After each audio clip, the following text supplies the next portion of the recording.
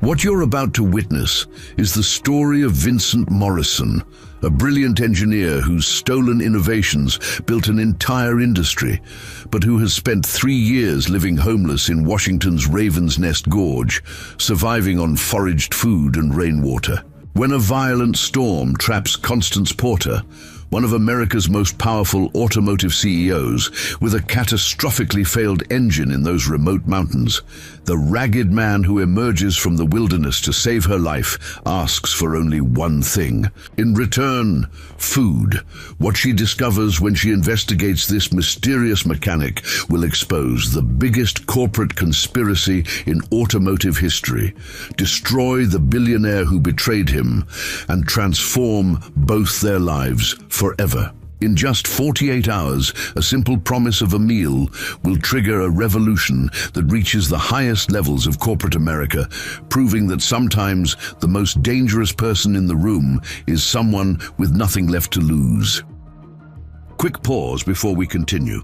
Tell us, where in the world are you watching from? If you're enjoying these stories, make sure to hit subscribe because tomorrow's episode is absolutely mind-blowing.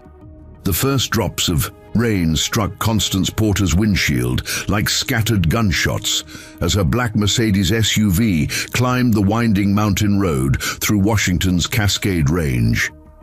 Dark clouds had been gathering for the past hour, transforming what should have been a peaceful afternoon drive into something far more ominous. She had taken this route to clear her head after a particularly brutal board meeting at Porter Automotive Technologies, where shareholders had questioned her latest acquisition strategy with their usual blend of skepticism and barely concealed hostility. The storm hit with startling suddenness. One moment, she was navigating gentle curves through towering pine trees, and the next, sheets of rain hammered her vehicle with such intensity that her wipers could barely keep pace. Lightning split the darkening sky, followed immediately by thunder that seemed to shake the very mountains around her. Constance gripped the steering wheel tighter, her knuckles white against the leather as visibility dropped to mere yards. Then the engine coughed. It was a sound she had never heard from any vehicle in her extensive fleet, a wet, grinding noise that sent ice through her veins. The SUV lurched forward, its sophisticated systems flickering as warning lights began dancing across the dashboard like angry fireflies. The engine coughed again, more violently this time, and then died completely. Momentum carried her another 100 yards before the vehicle rolled to a stop on the narrow shoulder, dangerously close to a steep drop-off that vanished into the mist below. Constance sat in stunned silence for several seconds, listening to the rain drumming against the roof while her mind processed what had just happened. She was stranded on a mountain road with no cell phone signal, in the middle of a storm that showed no signs of abating. "Come on, start," she whispered, turning the key. "Nothing." The dashboard remained dark, not even the courtesy lights responding to her attempts. She tried again, pumping the gas pedal, but the engine remained as lifeless as stone. Constance pulled out her phone, hoping against hope, but the display showed exactly what she expected. No service. The nearest town was at least 20 miles behind her, and she had not passed another vehicle in over an hour. The reality of her situation began to settle in like a cold weight in her stomach. She was alone, stranded, and completely at the mercy of the elements. The temperature had dropped noticeably since the storm began, and she could see her breath fogging in the increasingly cold air. Her business suit, perfectly appropriate for climate-controlled boardrooms, offered little protection against the mountain chill. She had no survival gear, no emergency supplies, nothing but the designer purse that held her useless phone and credit cards. As if sensing her growing desperation, the storm intensified. Wind howled through the trees with such force that her vehicle rocked slightly, and the rain came down so hard it sounded like marbles being thrown against the metal roof. Lightning illuminated the forest in stark, terrifying detail before plunging everything back into premature darkness. That was when she saw him. At first, Constance thought her eyes were playing tricks on her. Through the rain-streaked passenger window, she glimpsed a figure moving between the trees with purpose and confidence that seemed impossible in such conditions. The figure appeared to be walking directly toward her vehicle, though she could not imagine how anyone could navigate the treacherous terrain in this weather. As the shape drew closer, she could make out more details. It was a man, tall and lean, wearing what appeared to be layers of weathered clothing that somehow shed the rain like it was nothing more than morning dew. His hair was long and unkempt, his face obscured by shadow and distance, but his movements spoke of someone completely at home in this wild environment. Constance felt a mixture of relief and apprehension. Relief that she was no longer alone, but apprehension about who this person might be and what he might want. Stories of mountain hermits and dangerous drifters flashed through her mind, but her practical nature quickly dismissed such fears. Whatever unknown quantity this man represented, he was her only option for getting out of this situation alive. The man approached her driver's side window and tapped gently on the glass. Up close, Constance could see that he was younger than his weathered appearance initially suggested, perhaps in his mid-40s, with intelligent eyes that seemed to take in everything at once. His clothes were indeed multiple layers. A canvas jacket over what looked like a hand-knit sweater, all of it clearly designed for extended outdoor living rather than fashion. She rolled down the window partway, rain immediately spattering her face and shoulder. "Engine trouble?" he asked, his voice carrying easily over the storm. There was something unexpected in his tone. Education, refinement, qualities that did not match his appearance. "It just died," Constance replied, having to raise her voice against the wind. "Everything went dark, no warning, nothing." The man nodded as if this information told him more than it did her. "Electrical failure, most likely. This storm is playing havoc with anything electronic. I'm Vincent. Mind if I take a look?" Something in his calm competence made her decision for her. "Please. Yes, I'm Constance." Vincent moved to the front of the vehicle, and Constance watched through the windshield as he lifted the hood with practiced ease. What happened next defied everything she thought she knew about automotive repair. Instead of the usual poking and prodding she had witnessed in countless garage visits, Vincent seemed to diagnose the problem through some combination of touch, sight, and intuition that bordered on the mystical. His hands moved over the engine components with surgical precision, pausing here and there as if he were reading the mechanical equivalent of Braille. Even in the driving rain, he appeared completely focused, unaffected by the conditions that had her shivering inside the cabin. After several minutes, Vincent closed the hood and returned to her window. Water streamed from his hair and clothes, but he seemed as comfortable as if he were standing in a warm garage. "Your main computer module has been fried by the electrical storm," he said matter-of-factly. "Took out most of your ignition system with it. It's not something you can fix with standard roadside assistance." Constance felt her heart sink. "So what does that mean? How long until someone can get here to tow me out?" Vincent glanced up at the storm, which showed no signs of diminishing. "In this weather, on this road, could be days before a tow truck can safely make it up here, and that's assuming you can somehow get word to them." The reality of spending days trapped in her vehicle, with no heat and dwindling hope of rescue, made her stomach clench with fear. There has to be something, some way to get it running, even temporarily. Vincent studied her face for a long moment, seeming to weigh something in his mind. Finally, he nodded slowly. "There might be. I can try to bypass the computer system entirely, wire it directly through the alternator. It would be a temporary fix at best, and it would require some improvisation. Materials I can gather from the forest. It won't be pretty, and it definitely won't be covered by your warranty, but it should get you running long enough to reach civilization. The idea of this strange forest dweller performing some kind of mechanical miracle using nothing but wilderness resources seemed impossible, but Constance found herself clinging to any hope he offered. How long would it take? Give me an hour, maybe 2. The rain is actually helpful, keeps everything cool while I work, but I should warn you, even if this works, you'll need to drive slowly and stop if anything feels wrong. Constance nodded eagerly. Whatever it takes. What do you need from me? Just stay warm and dry in there. Let me work. Vincent paused, then added with a slight smile, and maybe don't watch too closely.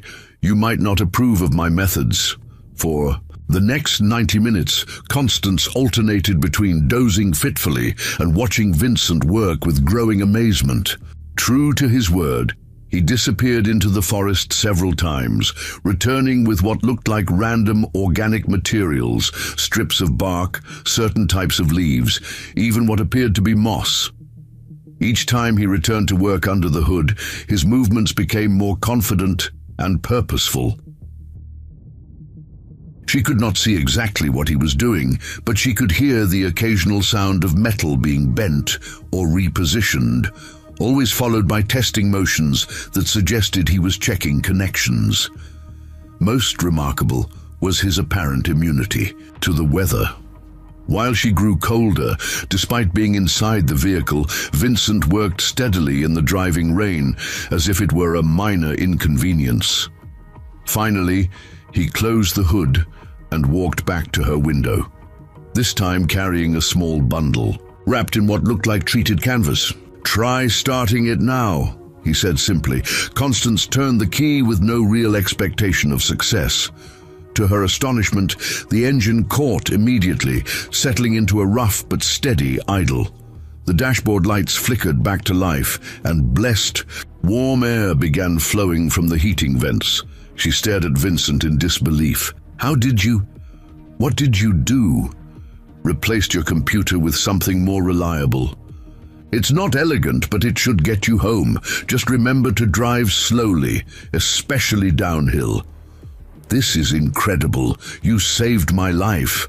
How can I possibly repay you?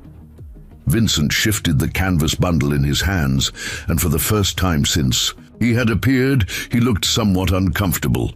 Actually, I was hoping you might be able to help me with something small. Anything. Name it. I haven't had a real meal in several days. Been living on berries and whatever I can forage. If you could bring me some food tomorrow, maybe some bread, canned goods, anything you can spare. His voice trailed off, as if he were embarrassed by the request. Constance felt a shock of recognition, not of the man himself, but of the situation. Here was someone who had just performed what could only be described as mechanical magic, saving her from a potentially life-threatening situation, and all he wanted in return was food. The contrast between his extraordinary skill and his humble circumstances struck her with unexpected force. "Food?" she repeated, making sure she had heard correctly. Vincent nodded. "I know it's not much payment for what I've done, but it's what I need most right now." "Of course, absolutely. But Vincent, what you just did, I've never seen anything like it. Where did you learn to work on cars like that?" Something flickered across his face. Pain, perhaps, or memory. "Long story. Another time, maybe." As Constance put the vehicle in gear, she found herself reluctant to leave this mysterious man behind. Something about him, his competence, his intelligence, the sadness that seemed to hover around him like a shadow, made her want to understand how someone with such remarkable abilities had ended up living alone in the mountains. "Where can I find you tomorrow?" she asked. Vincent pointed deeper into the forest, toward an area that looked completely impassable. "Follow the old logging trail about a mile in that direction. You'll find me." "Vincent," she called as he began to walk away. "Thank you, really. You saved my life tonight." He turned back briefly, rain still cascading down his face. Just bring the food, Constance. That's all the thanks I need." As she drove slowly down the mountain, her headlights cutting through the storm, Constance found her mind racing with questions. Who was this man? How had he learned to perform such an impossible repair? And perhaps most intriguingly, what circumstances had led someone with such obvious expertise to end up living as a hermit in the Cascade Mountains? By the time she reached the main highway, she had made a decision. She would bring Vincent his food as promised, but she would also do something else. She would find out exactly who he was and how he had come to possess the kind of knowledge that had saved her life. Something told her that Vincent Morrison's story was far more complex and significant than a simple case of a homeless man helping a stranded motorist. What she could not possibly know was that her decision to investigate further would uncover the biggest corporate conspiracy in automotive history, destroy lives, restore a stolen legacy, and ultimately transform the entire industry she had spent her career building. All because a man living in the forest had asked for nothing more than a meal in exchange for a miracle. Telling and preparing this story took us a lot of time. So if you are enjoying it, subscribe to our channel. It means a lot to us. Now, back to the story. The morning sun filtered through the dense canopy of Raven's Nest Gorge as Constance Porter made her way along the barely visible logging trail Vincent had described. She carried 2 heavy grocery bags filled with more food than any one person could consume in a week. Canned goods, fresh bread, dried fruits, protein bars, and even a thermos of hot coffee she had prepared before. Leaving her Seattle penthouse at dawn, the trail proved more challenging than she had anticipated. What appeared from the road to be a simple path into the woods revealed itself as a complex network of animal tracks, fallen logs, and steep descents that required careful navigation. Her designer hiking boots, purchased more for appearance than function, slipped occasionally on the moss-covered rocks that lined the creek running through the gorge. After 20 minutes of steady climbing, she heard the sound of metal striking metal in a steady, rhythmic pattern. Following the sound deeper into the forest, she emerged into a small clearing that took her breath away, not for its natural beauty, though that was considerable, but for the evidence of human ingenuity that filled every corner of the space. Vincent's camp was unlike anything she had expected. Rather than the crude shelter she had imagined, she found herself looking at what could only be described as an outdoor engineering laboratory. A large, military-style tent occupied the center of the clearing, but surrounding it were carefully constructed work areas that demonstrated both skill and long-term planning. A water wheel, built entirely from salvaged materials and fallen branches, turned slowly in the creek that bordered the camp. Copper wire, apparently recovered from abandoned equipment, had been wound into coils that generated enough electricity to power a series of LED lights strung throughout the work area. Solar panels, obviously scavenged from various sources, supplemented the water wheel's output during daylight hours. Most impressive was the workshop area itself. Vincent had constructed a forge from river stones and clay with a bellows system that used the natural wind patterns of the gorge to maintain consistent temperature. Hand tools hung from a wooden frame, each one either professionally manufactured or crafted with such precision that they rivaled factory-made equivalents. Vincent emerged from behind a large pine tree, carrying an armload of freshly cut branches. He had clearly been working for hours already, his clothes bearing evidence of various projects, metal shavings, wood dust, and what looked like engine oil despite the absence of any vehicles in the camp. "Constance," he said, his face brightening with genuine surprise, "I wasn't sure you would come." "I gave you my word," she replied, setting down the grocery bags. "Besides, after what you did last night, this is the least I could do." Vincent approached the bags with visible emotion, kneeling beside them as if they contained precious cargo rather than simple food. As he began examining the contents, Constance found herself studying his living situation more closely. "Vincent, how long have you been living out here?" 3 years, 2 months, and 16 days, he answered without hesitation, as if the precise count was important to him. "Not that I'm keeping track or anything." The specificity of his answer, combined with the sophisticated nature of his camp, raised new questions in Constance's mind. This was not the setup of someone who had simply chosen to live off the grid temporarily. This represented years of careful planning and engineering expertise applied to survival living. "This place is incredible," she said, gesturing toward the water wheel and electrical system. "Where did you learn to build things like this?" Vincent paused in his examination of the groceries, his hands stilling on a can of soup. "You pick things up when you have time to think and experiment. Come on, Vincent. Nobody just picks up this level of technical knowledge. This water wheel alone represents advanced understanding of hydraulic engineering.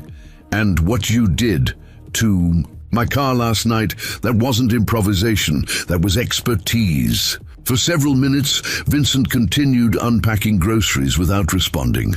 Finally, he stood and walked to his work area, returning with a metal object that made Constance gasp with recognition. "You know what this is?" he asked, holding up what appeared to be a miniature transmission component, machined to tolerances that would require industrial equipment to achieve. "That's a planetary gear assembly," Constance replied immediately, "but it's been modified somehow. The gear ratios are different from anything I've seen in production vehicles." Vincent's eyebrows rose slightly. "Most people wouldn't recognize it, let alone understand the modifications." "I'm not most people. I'm the CEO of Porter Automotive Technologies. I've been around automotive engineering my entire career." Something shifted in Vincent's expression. Surprise, followed quickly by what might have been concern or even fear. He set the gear assembly down carefully, as if buying time to think. "Porter Automotive," he repeated slowly. "Maximilian Porter's company? You knew my late husband?" "I knew of him. His reputation, anyway. He was supposed to be one of the honest ones in the industry." The past tense and the qualification in Vincent's statement struck Constance as odd, but before she could pursue it further, Vincent turned toward his tent. "Let me show you something," he said, disappearing inside the canvas structure. While he was gone, Constance examined the gear assembly more closely. The modifications were not random improvements, but rather systematic changes that would significantly increase efficiency while reducing weight. This was the work of someone with deep understanding, not just of mechanical principles, but of automotive engineering specifically. Vincent emerged carrying a weatherproof case that had clearly seen better days. Inside, wrapped in multiple layers of protective material, were technical drawings and documentation that made Constance's pulse quicken. "These are engine designs," she said, spreading the papers on his work table. "Vincent, these are revolutionary. This hybrid system could increase fuel efficiency by 40%, while actually improving performance." 43%, Vincent corrected quietly. "I built 3 working prototypes before." He stopped mid-sentence, as if he had said more than he intended. "Before what?" Vincent gathered the papers quickly, as if regretting showing them to her. "Before I ended up here." Constance felt pieces of a larger puzzle beginning to take shape in her mind, though the complete picture remained frustratingly elusive. "Vincent, who are you really? These designs, this level of technical expertise, you're not just some homeless man who happens to be good with cars." "I was never good with cars," Vincent replied, his voice carrying a bitterness that seemed to surprise him. "I was good with ideas. Cars were just the application." The distinction struck Constance as significant, though she could not immediately articulate why. What happened? How did you end up living in the mountains instead of working for automotive companies that would pay millions for these innovations? Vincent walked to the edge of his camp, looking out over the gorge below. Have you ever trusted someone completely, Constance? Shared everything you had created, everything you dreamed of building, only to discover that trust was the most expensive mistake you could make? The pain in his voice was unmistakable, and Constance found herself moving closer, drawn by the obvious depth of his experience. Someone stole your work, she said, the pieces suddenly clicking into place. Someone stole my life, Vincent corrected. My work, my reputation, my family, my future. Everything I had built over 15 years of research and development. Who? Vincent turned back toward her, his face displaying a complex mixture of anger and resignation. His name is Reginald Foster. He was my business partner, my closest friend, the best man at my wedding, and he destroyed everything I had ever worked for. The name sent a shock of recognition through Constance. Reginald Foster was currently one of Porter Automotive's major suppliers, providing advanced engine components that had helped establish their company as an industry leader. Vincent, Reginald Foster supplies parts to my company. His innovations have been revolutionary. His innovations, Vincent repeated with bitter emphasis. Every patent he holds, every design he has marketed, every breakthrough that made him a billionaire, all of it was stolen from me. Constance felt the ground shifting beneath her understanding of both the automotive industry and her own company's supply chain. If Vincent was telling the truth, then Foster Industries had built its empire on fraud, and Porter Automotive had unknowingly become part of that conspiracy. You have proof of this. Vincent gestured toward the weatherproof case. 3 years of documentation. Original designs, dated prototypes, correspondence showing the timeline of development. Everything except the resources to fight someone with Foster's wealth and legal team. Why haven't you taken this to the authorities? Vincent's laugh was hollow and bitter. I tried. Foster's lawyers buried me in motions and depositions while simultaneously launching a campaign to destroy my professional reputation. They accused me of corporate espionage, breach of contract, even mental instability. By the time I realized what was happening, I was unemployable, divorced, and facing bankruptcy. The scope of the conspiracy Vincent described was staggering, but what shocked Constance more was her growing certainty that he was telling the truth. His technical knowledge, the precision of his designs, even his obvious familiarity with industry personalities, all of it pointed to someone who had operated at the highest levels of automotive engineering. Vincent, what you're describing is criminal fraud on a massive scale. If you have documentation proving Foster stole your work, then you have the evidence needed to expose him. Evidence that's been sitting in a tent in the mountains for 3 years while Foster's company has grown exponentially, Vincent replied. Evidence that would be my word against that of a billionaire with unlimited legal resources and a reputation for destroying anyone who challenges him. Constance looked around the camp again, seeing it now not as an impressive survival setup, but as a monument to wasted potential. Here was a man whose innovations could have transformed the automotive industry, reduced pollution, saved consumers, billions in fuel costs, and instead he was living in isolation while the man who had robbed him profited from his genius. What if it wasn't just your word? She asked slowly. What do you mean? What if someone with resources, someone with standing in the industry, someone who had unknowingly been buying Foster's stolen innovations, decided to investigate these claims? Vincent studied her face carefully. That someone would be putting themselves at considerable risk. Foster doesn't just steal innovations, he destroys anyone who threatens his empire. Let me worry about Foster, Constance replied. You kept your documentation for 3 years. You've been waiting for the right opportunity, the right ally. Maybe this is it. Vincent was quiet for a long time, watching the water wheel turn in the creek while he considered her offer. Finally, he looked back at her with an expression that mixed hope with deep caution. Constance, you have no idea what you would be getting into. Foster has connections throughout the industry, influence with regulatory agencies, relationships with media outlets. He's not just a businessman. He's a predator who has built his fortune on destroying people like me.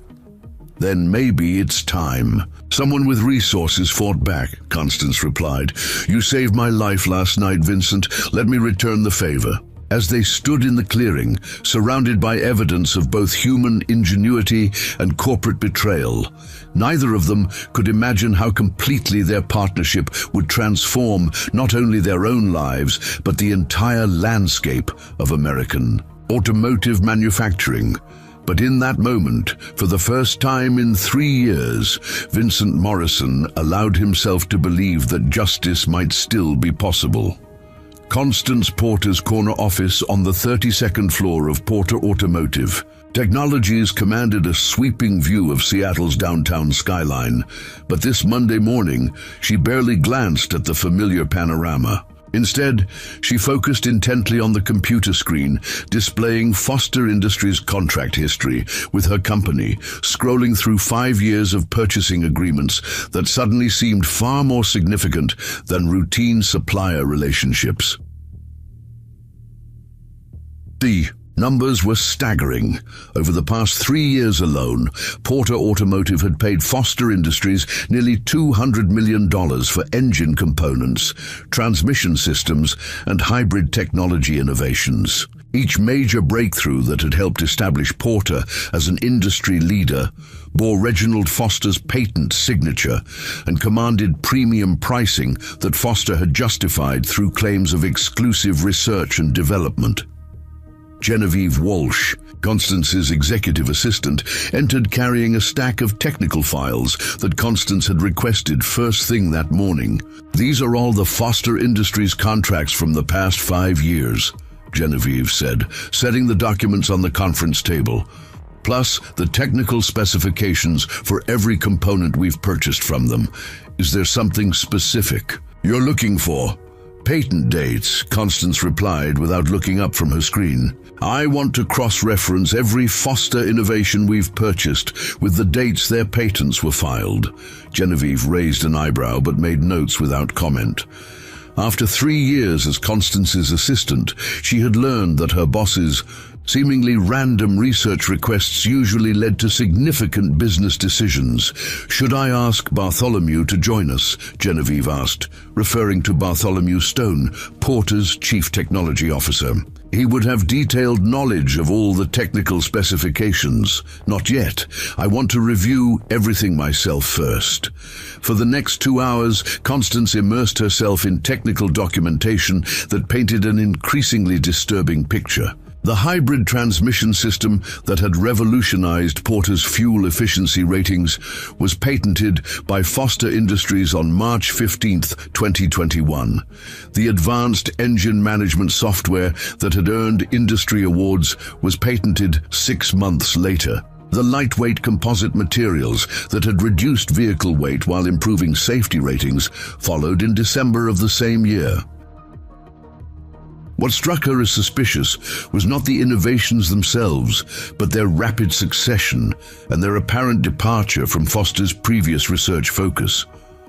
Prior to 2021, Foster Industries had concentrated primarily on traditional automotive components with only incremental improvements over existing technology. Then suddenly, within the span of 18 months, they had produced a series of revolutionary breakthroughs that leapfrogged the entire industry.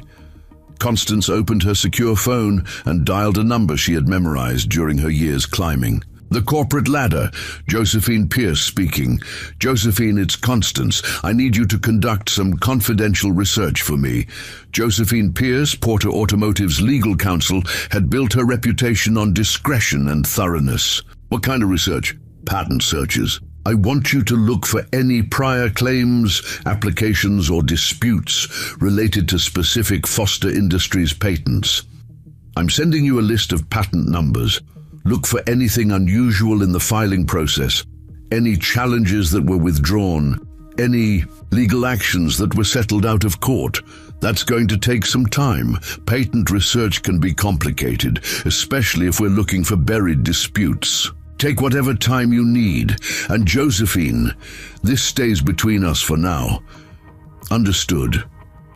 Constance ended the call and returned to her analysis, but her concentration was broken by her intercom buzzing.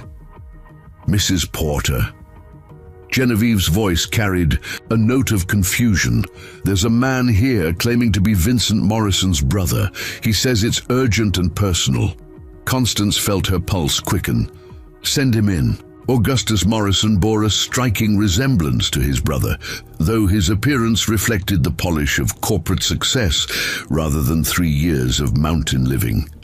Dressed in an expensive suit and carrying himself with the confidence of someone accustomed to boardroom negotiations, he nevertheless looked deeply troubled as he approached Constance's desk.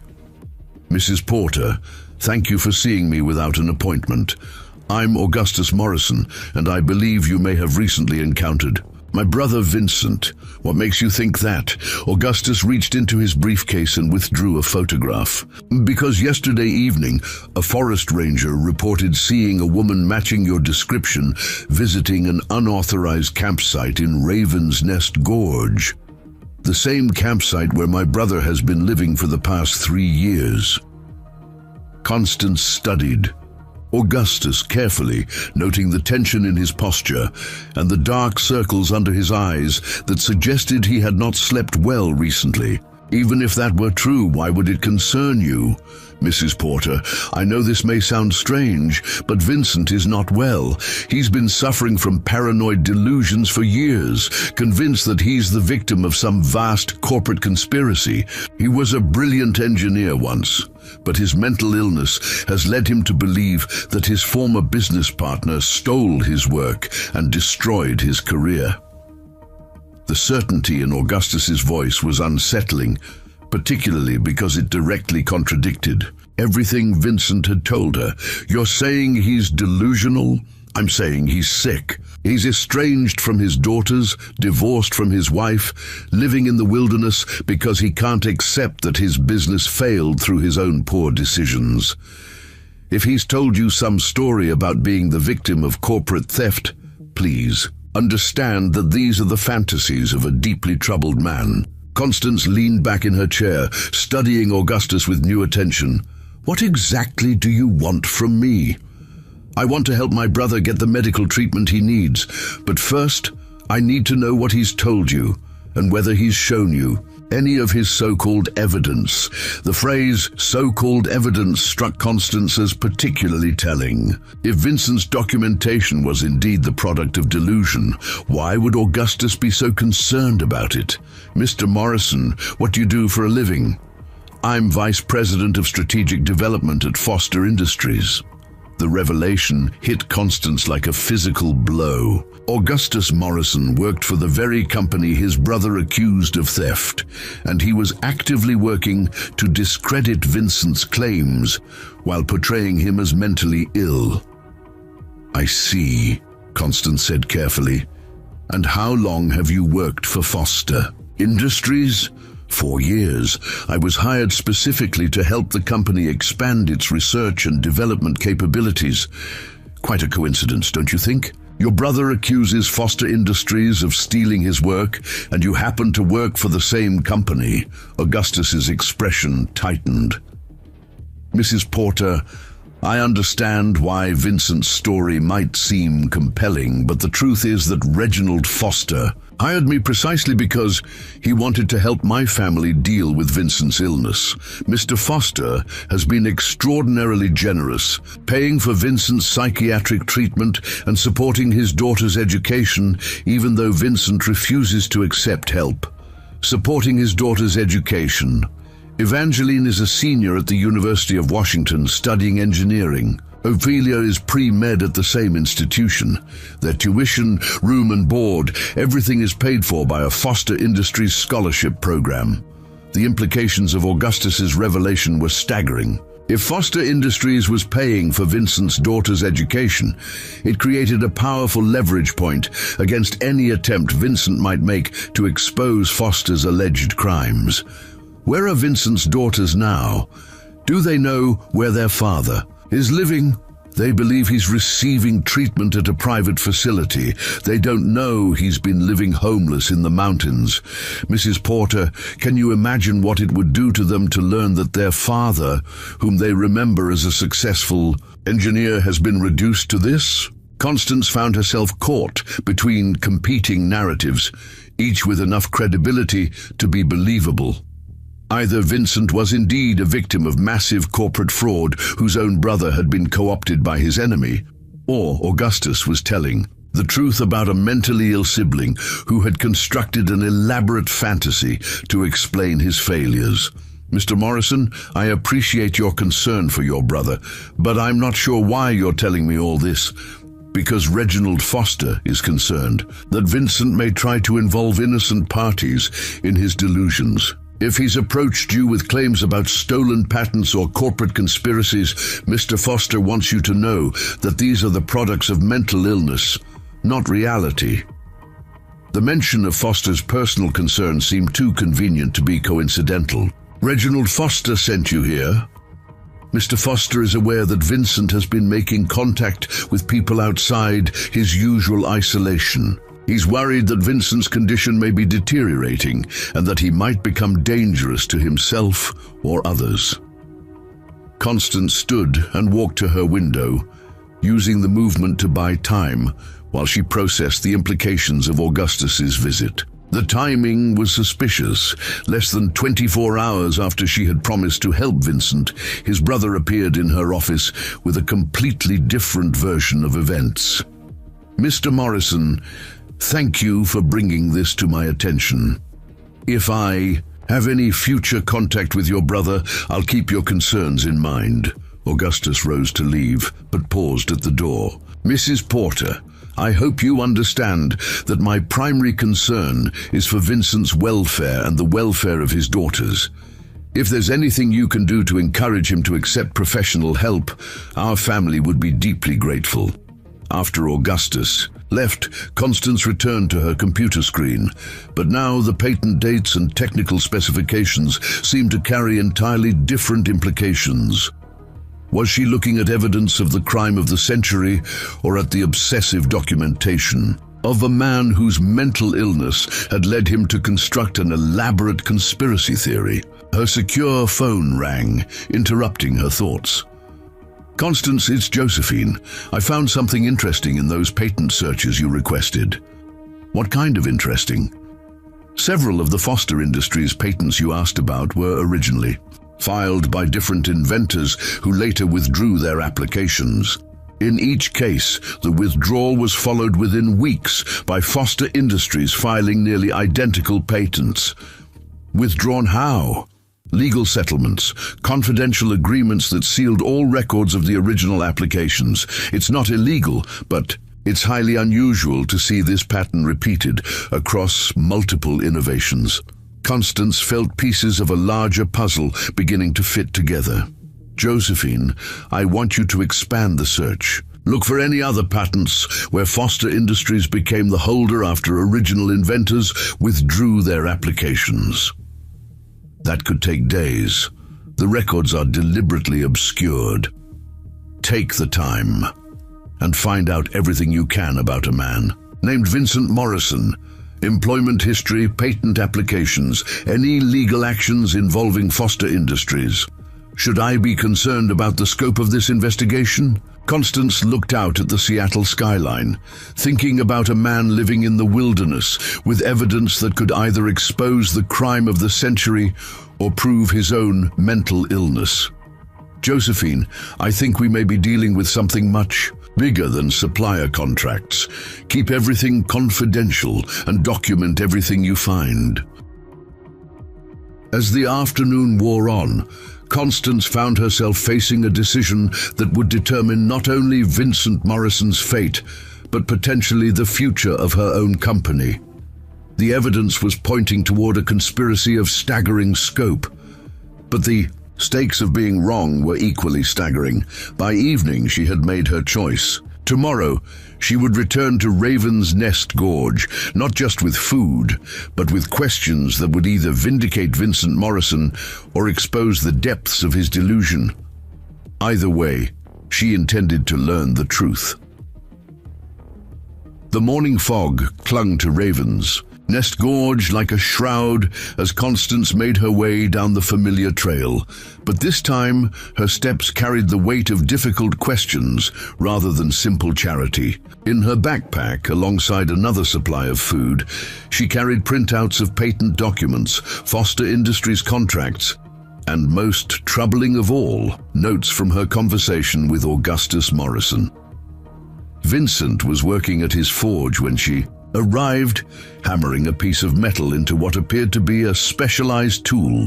The rhythmic striking echoed through the gorge, and she noticed that his movements had a precision that spoke of years of practice. This was not the random activity of someone trying to pass time, but purposeful work toward a specific goal. "Constance," he said, looking up as she approached, "I wasn't expecting you back so soon. We need to talk, Vincent, about your brother, Augustus."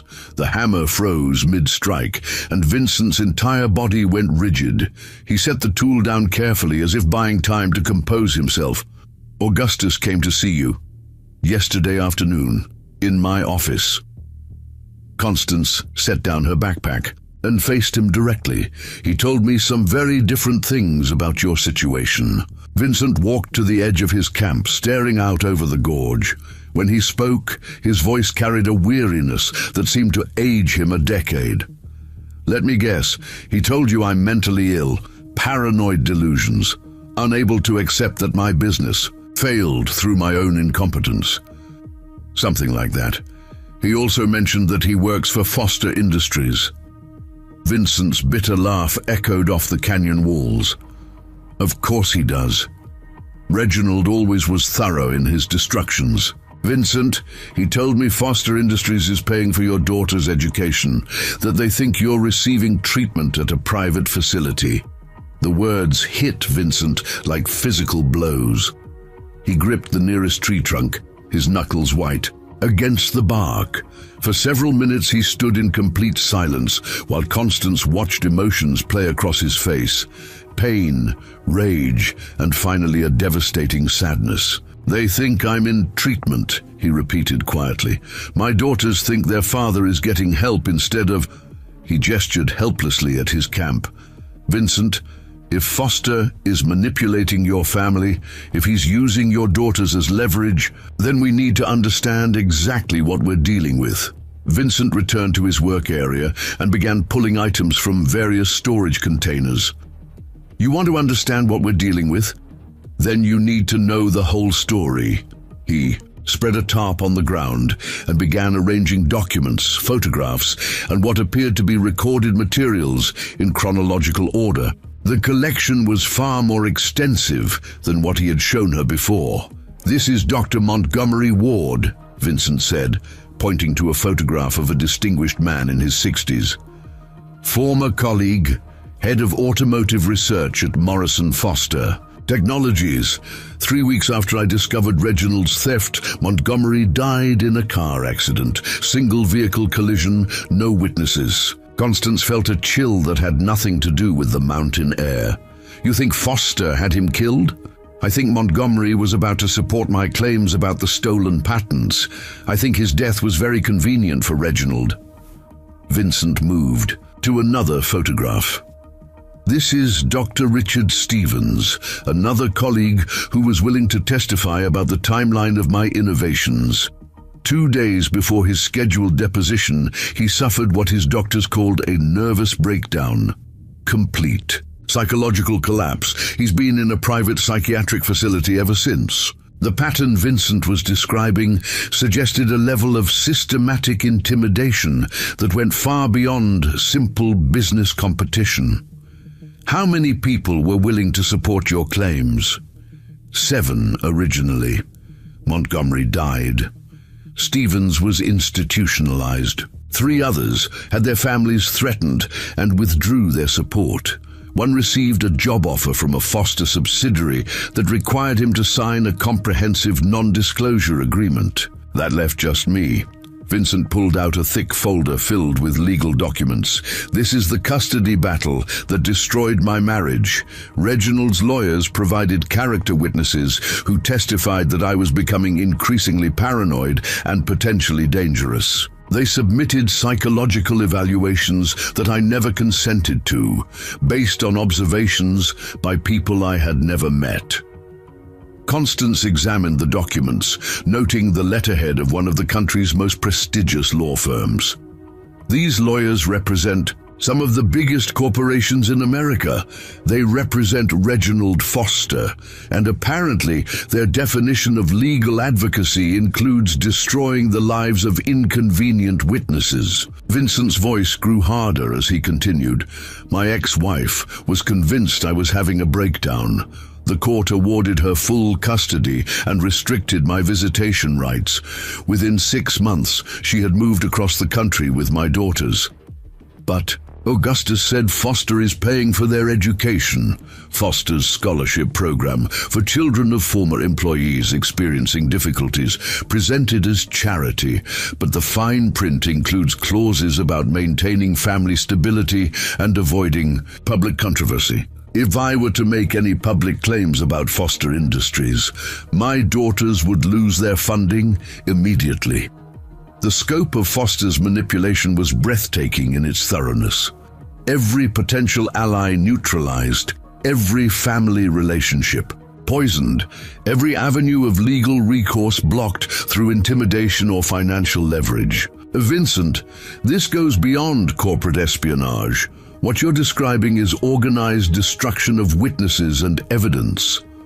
What I'm describing is how Reginald Foster operates. He doesn't just steal innovations. He destroys the innovators so completely that no one would believe their claims, even if they managed to voice them. Vincent opened another container and withdrew a small digital recorder. But Reginald made one mistake. He assumed that because I couldn't fight him legally, I would simply disappear quietly. What's on the recorder? Conversations. Recorded. Over the course of 18 months before I discovered the theft. Reginald discussing plans to patent my innovations under his name. Reginald laughing about the legal strategies he would use if I ever tried to challenge him. Reginald explaining to his lawyers how to systematically destroy my credibility. Constance stared at the device. Vincent, if these recordings are authentic, they're evidence of criminal conspiracy. They're authentic, but they're also legally inadmissible because they were recorded without consent. Reginald's lawyers made sure I understood that when they had me served with restraining orders, preventing me from contacting Reginald, approaching Foster Industries property, or discussing my allegations with any Foster employees or contractors. Violation would result in immediate arrest. The legal web Foster had constructed around Vincent was designed not just to silence him, but to make any attempt at justice appear to be the actions of an unstable person violating court orders. How did you end up here, in the mountains? Vincent looked around his camp as if seeing it for the first time. After the divorce, after the restraining orders, after my professional reputation was destroyed, I had 2 choices. I could accept defeat and disappear quietly, or I could spend whatever time I had left gathering evidence that might someday matter. So you chose the mountains. I chose to survive until I could find someone with the resources and credibility to help me fight back, someone who couldn't be intimidated or bought. Vincent met her eyes directly. I chose to wait for you. The weight of his statement settled over Constance like a mantle of responsibility. Vincent, Augustus warned me that you might be dangerous. that your condition might be deteriorating." "Augustus is terrified," Vincent replied. "He knows I'm telling the truth, but he also knows that challenging Reginald would cost him his career and probably his safety. So he's chosen to believe I'm insane rather than face the reality of what his employer has done. What about your daughters? Do they know anything about what really happened?" Vincent's composure finally cracked. When he spoke, his voice was barely above a whisper. "They were 8 and 5 when this started. They remember their father as someone who left them, who chose his obsessions over his family. They don't know that I've been fighting for 3 years to find a way back to them that wouldn't destroy their futures."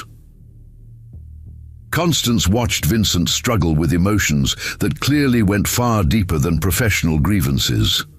This was a father who had been systematically separated from his children through manipulation and legal maneuvering. "Vincent, if we expose Foster, if we prove your claims, what happens to your daughter's education funding?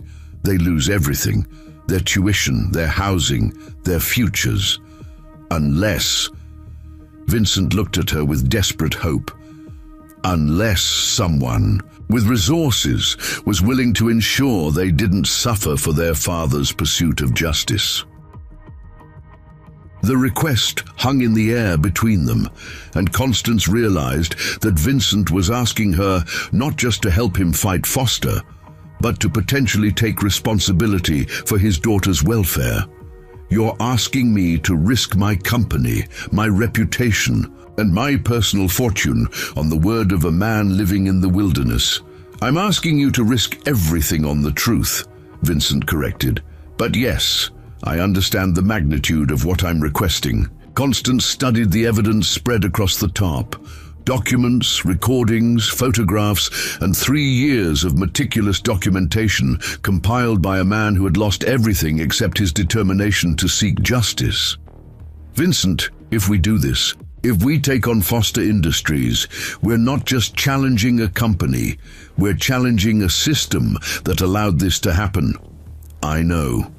But Constance, how many other innovators has Reginald destroyed? How many breakthrough technologies has he stolen? How many families has he torn apart?" Vincent's voice grew stronger as he continued. "This isn't just about my revenge anymore. It's about stopping him from doing this to anyone else."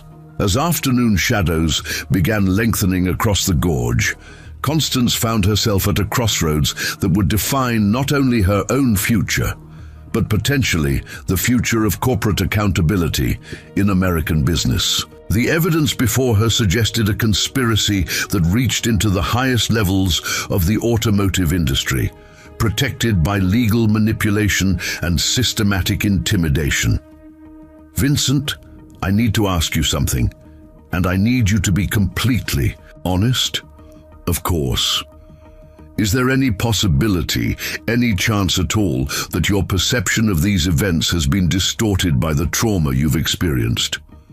Vincent considered the question seriously before answering. "Constance, 3 years ago, I would have said there was no way someone could orchestrate the kind of conspiracy I'm describing.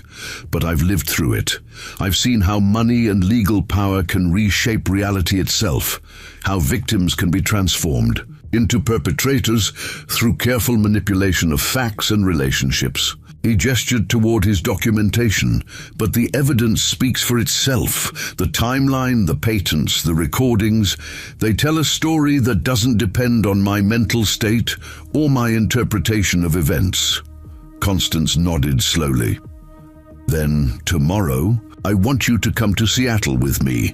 I want my legal team to review everything you have, and I want to start building a case that will either vindicate you completely or prove conclusively that your claims cannot be substantiated. And if the evidence proves I'm right, then we destroy Reginald Foster and everyone who helped him, and we make sure your daughters never want for anything again." Vincent's smile was the first genuine expression of hope Constance had seen from him. "Constance, you should know that once we start down this path, Reginald will try to destroy you. 2, He'll use every resource at his disposal to discredit you, to undermine your company, to turn your allies against you." "Let him try," Constance replied. "I've been building my reputation for 20 years. Let's see how it holds up against the truth." As they began packing Vincent's evidence for transport to Seattle, neither of them could imagine how completely their investigation would transform not only the automotive industry, but the broader landscape of corporate accountability. But in that moment, they were simply two people who had decided that justice was worth fighting for, regardless of the cost. The elevator ride to the 32nd floor of Porter Automotive Technologies felt like ascending through layers of a previous life for Vincent Morrison. He stood rigidly beside Constance, wearing the first business suit he had owned in 3 years, purchased that morning from a downtown Seattle department store. The fabric felt foreign against skin, accustomed to rough canvas and wool, and the fluorescent lighting seemed harsh after years of natural illumination. When the elevator doors opened, Vincent hesitated for a moment, overwhelmed by the familiar sights and sounds of corporate life he had abandoned. The soft hum of air conditioning, the muted conversations of business meetings, the subtle electronic chimes of computers and phones, all of it triggered memories of a world where he had once belonged. "Vincent?" Constance's voice was gentle but concerned. "Are you all right?" "Just remembering," he replied quietly. "It's been a long time since I've been inside a building like this." Genevieve Walsh looked up from her desk as they approached, her professional smile faltering slightly when she saw Vincent. Despite the new clothes and his attempt to tame his hair, 3 years of outdoor living had left marks that no amount of grooming could completely hide. "Mrs. Porter, your legal team is waiting in conference room A. They've reviewed the preliminary materials you sent over." "Thank you, Genevieve. Hold all calls unless it's an emergency." Conference room overlooked downtown Seattle through floor-to-ceiling windows that made Vincent feel exposed and vulnerable. Around the polished mahogany table sat 3 people who would determine whether his years of evidence gathering could translate into actionable legal strategy. Josephine Pierce, Porter's legal counsel, had spread Vincent's documentation across one end of the table with the precision of someone accustomed to complex litigation. Beside her sat Reginald Mills, a patent attorney Constance had retained specifically for this investigation, and Evangeline Fisher, a paralegal whose expertise in research had already proven invaluable. "Mr. Morrison," Josephine said, standing to shake his hand, "we've spent the morning reviewing your materials. What you've documented is extraordinary." "Extraordinary enough to build a case?" Vincent asked, his voice betraying the anxiety he felt about returning to a world of legal procedures and corporate politics. "Extraordinary enough to suggest criminal conspiracy spanning multiple years and involving systematic fraud," Reginald Mills replied. "But building a prosecutable case will require more than documentation. We need witnesses, corroborating evidence, and proof of damages that extends beyond your personal situation."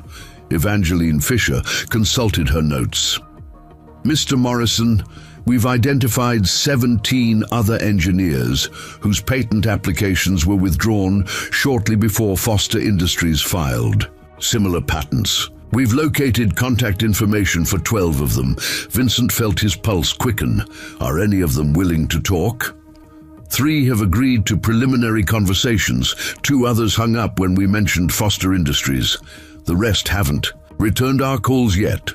Josephine activated a digital projector that displayed a timeline spanning the past 8 years.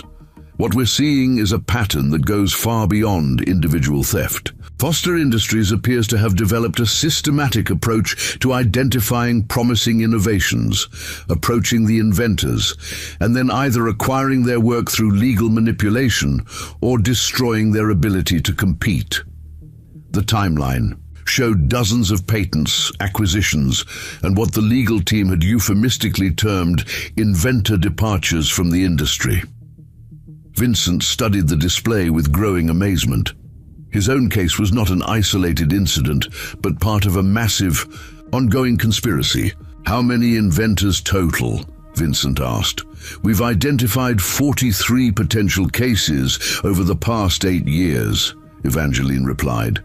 The pattern accelerated significantly after Foster Industries went public and had access to greater financial resources. Constance leaned forward in her chair.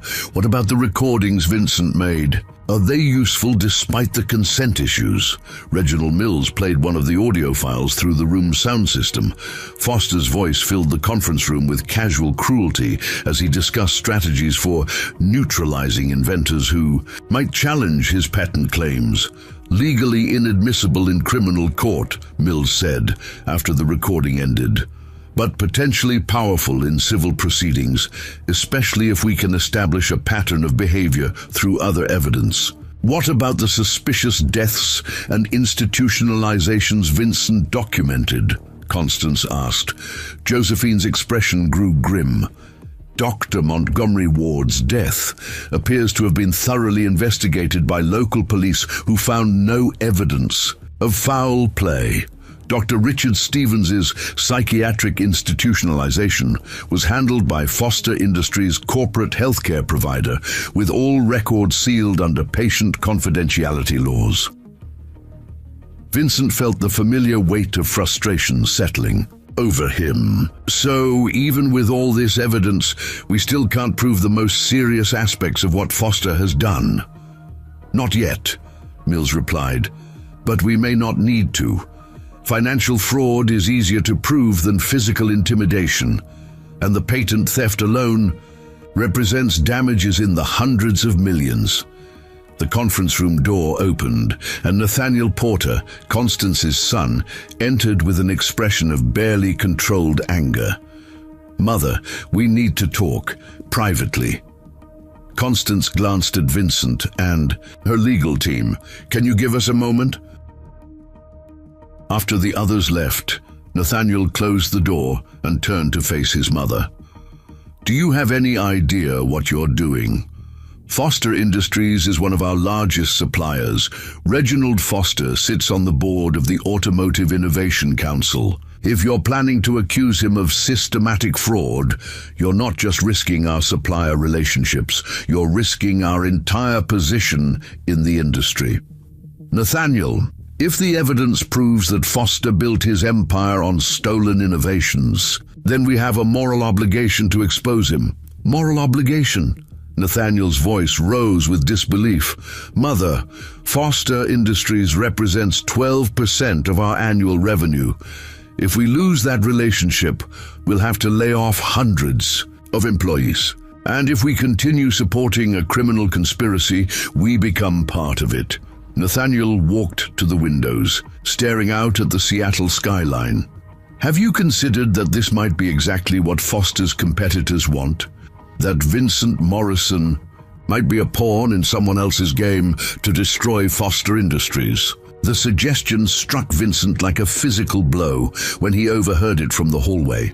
After 3 years of isolation, the idea that his pursuit of justice might be manipulated by others had never occurred to him.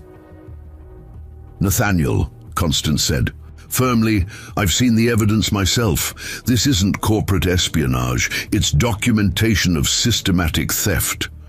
Evidence compiled by a man who's been living in the wilderness for 3 years, who has every reason to blame Foster for his failures. Mother, you're risking everything we've built on the word of someone who might be fundamentally unreliable." When Vincent and the legal team returned to the conference room, the tension between Constance and her son was palpable.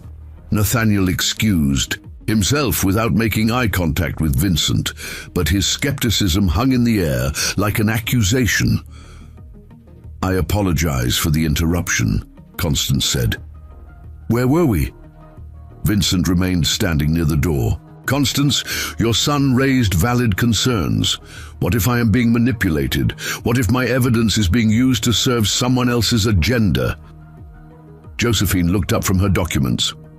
Mr. Morrison, we've spent hours analyzing your materials. The documentation patterns, the technical specifications, the timeline of events.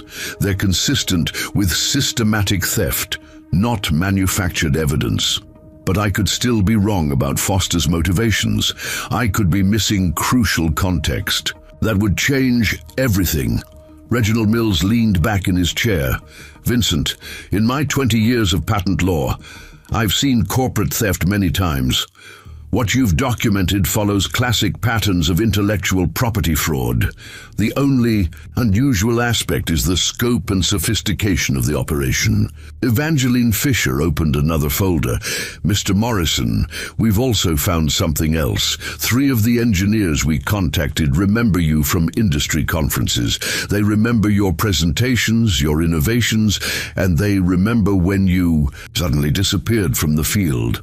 She handed Vincent a printed email.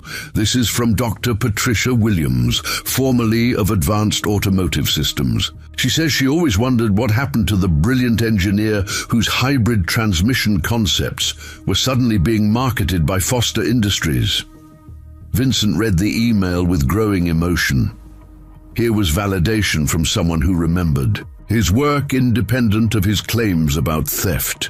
She's willing to testify, Vincent asked. She's willing to discuss what she remembers about the timeline of your innovations and their appearance in Foster's patents. Constance stood and walked to the timeline display.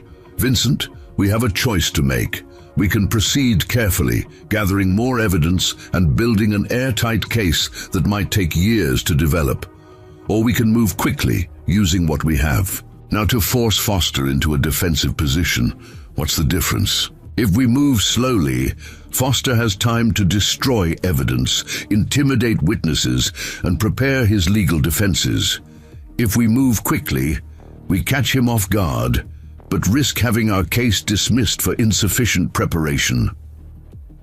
Vincent looked around the conference room, taking in the expensive furnishings, the city view, and the sophisticated legal documents spread across the table. For 3 years, he had dreamed of this moment, sitting in a corporate boardroom with legal representation, finally having the resources to fight back against Foster Industries.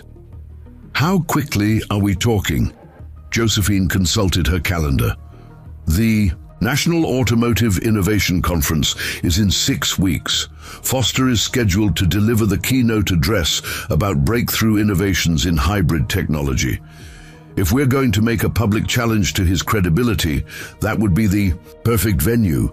6 weeks to build a comprehensive case against one of the most powerful men in the automotive industry. 6 weeks to present enough evidence to destroy his reputation and trigger federal investigations that would uncover the rest.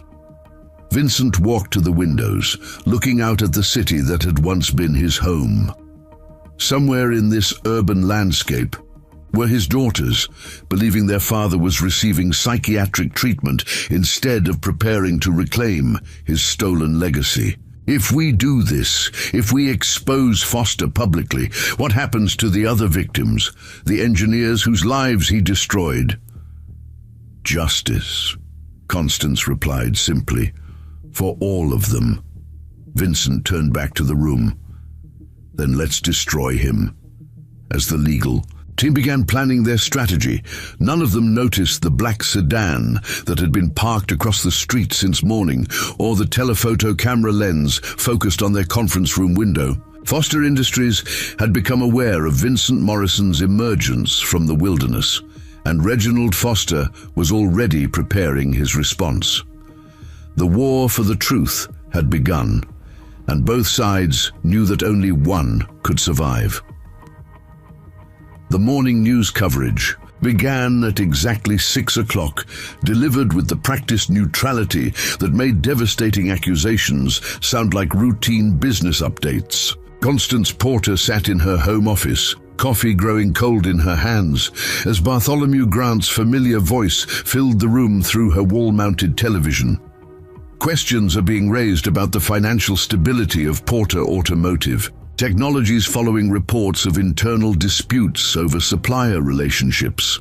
Sources close to the company suggest that CEO Constance Porter may be pursuing a personal vendetta against longtime partner Foster Industries, potentially jeopardizing hundreds of jobs and millions in shareholder value. The report continued with carefully worded statements from unnamed industry analysts expressing concern about Porter Automotive's recent strategic decisions. No direct accusations were made, but the implication was clear. Constance Porter was allowing personal issues to compromise her professional judgment. Her secure phone rang before the news segment ended. "They're calling it a midlife crisis." Nathaniel's voice carried a mixture of anger and desperation. "Mother, our stock price dropped 4% in pre-market trading. The board is demanding an emergency meeting." How quickly did this story develop? Constance asked, though she already suspected the answer. The first calls to journalists were made yesterday afternoon. Someone wanted this information public immediately. Constance turned off the television and walked to her study windows, looking out at the Seattle waterfront where morning commuters were beginning their daily routines. None of them knew that their normal Thursday morning was unfolding against the backdrop of a corporate war that would determine the future of American innovation. "Schedule the board meeting for this afternoon," she said finally. "And Nathaniel, ask Vincent to come in early today. We need to accelerate our timeline." At Porter Automotive headquarters, Vincent Morrison stood in the hallway outside conference room A, reading news coverage on his borrowed smartphone. The articles were appearing with remarkable speed across multiple business publications, each one questioning Constance's judgment while carefully avoiding any mention of the evidence against Foster Industries. "Sophisticated media campaign," Josephine Pierce observed, joining him in the hallway. "Multiple outlets, coordinated messaging, all focused on character assassination rather than addressing the substantive allegations." How many news organizations does Foster influence? Directly? Probably none. But Foster Industries spends millions annually on advertising across business media. Publishers tend to be careful about alienating major advertisers. Vincent scrolled through another article, this one questioning his own credibility with phrases like disgruntled former employee and extended period of instability. The descriptions were technically accurate while being completely misleading. "They're not lying exactly," he said. "They're just presenting facts in ways that make me look unstable and Constance look irresponsible. Classic reputation management, much more effective than outright denial because it's harder to disprove." Genevieve Walsh approached them with visible tension in her posture. "Mrs. Porter wants to see you both immediately. We've received some unusual communications this morning." In her office, Constance was reviewing a stack of letters and emails that had arrived since the news coverage began. The communications ranged from formal business inquiries to personal messages, but they shared a common theme: concern about her association with Vincent Morrison. "This is from the Automotive Safety Council," she said, handing Vincent a formal letter.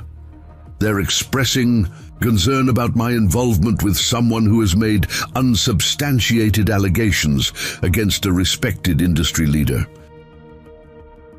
Vincent read the letter with growing recognition. 3 of the council members are former Foster Industries executives. Foster helped establish this organization. "And this," Constance continued, "is from Seattle Business Journal requesting an interview about my recent strategic decisions. They want to discuss my commitment to shareholder value and fiduciary responsibility." Josephine examined the letterhead. "They're building a narrative that you're compromising your company for personal reasons.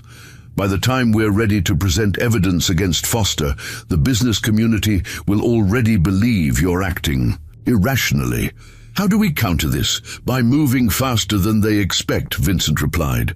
If we can present compelling evidence before their character assassination campaign takes hold, we shift the narrative from personal conflict to criminal conspiracy. Evangeline Fisher entered carrying a folder that she set before Constance with visible excitement. We've made contact with Dr. Patricia Williams, and she's agreed to a video conference this afternoon. But more importantly, we've found someone else. Another victim? Dr. Marcus Graham, former Chief Technology Officer at Advanced Engine Dynamics. His company was developing revolutionary fuel efficiency improvements when Foster Industries acquired them in what appeared to be a friendly merger. 2 months later, Graham was terminated for philosophical differences with new management. Vincent felt a spark of recognition. I remember Graham's work. His fuel injection innovations were groundbreaking. According to Graham, those innovations are now being marketed by Foster Industries under different patent numbers. He's been unemployed for 2 years because Foster's legal team has implied to potential employers that he violated non-disclosure agreements. Constance leaned forward. Is he willing to testify? He's willing to meet, today if possible. But Mrs. Porter, there's something else. Evangeline's expression grew troubled. Graham mentioned that he's been contacted recently by someone claiming to represent Augustus Morrison, someone who suggested that pursuing action against Foster Industries might be dangerous for his family. The room fell silent as the implications settled over them. Foster Industries was not simply defending against their investigation, it was actively intimidating potential witnesses. What kind of contact? Vincent asked, his voice tight with concern. Phone calls, casual mentions of where Graham's children go to school, where his wife works. Nothing explicitly threatening, but clear enough to communicate that Foster Industries knows how to reach his family. Vincent stood and walked to the windows, his reflection overlaying the cityscape beyond. He's doing to Graham what he did to me: systematic isolation, intimidation, destruction of professional relationships. Vincent, Constance said gently, are you prepared for Foster to escalate his tactics against us? I've been prepared for 3 years. The question is whether you're prepared for what comes next. Before Constance could respond, her intercom buzzed with urgency. Mrs. Porter, your brother-in-law is here. He says it's urgent family business. Maximilian Porter's younger brother, Theodore, rarely visited the corporate offices, preferring his role as a silent investor to active involvement in company operations. His presence in Constance's office, particularly without advance notice, suggested problems that extended beyond normal business concerns. Constance, we need to discuss your recent activities, Theodore said without preamble. I've been contacted by several board members who are concerned about the direction you're taking the company. Concerned about what specifically? About your association with Vincent Morrison and this investigation into Foster Industries. Constance, Foster Industries represents a significant portion of our supply chain. If you're planning to make public accusations against Reginald Foster, you're risking relationships that took years to build. Vincent excused himself from the conversation, but he could hear Theodore's voice rising in the outer office as family business intersected with corporate strategy. She's letting personal feelings override business judgment, Theodore was saying. The board has a fiduciary responsibility to shareholders that supersedes any individual vendetta.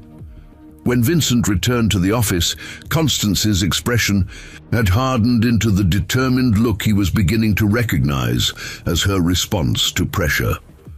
What did he want? Vincent asked. To convince me that pursuing Foster isn't worth the risk to the company.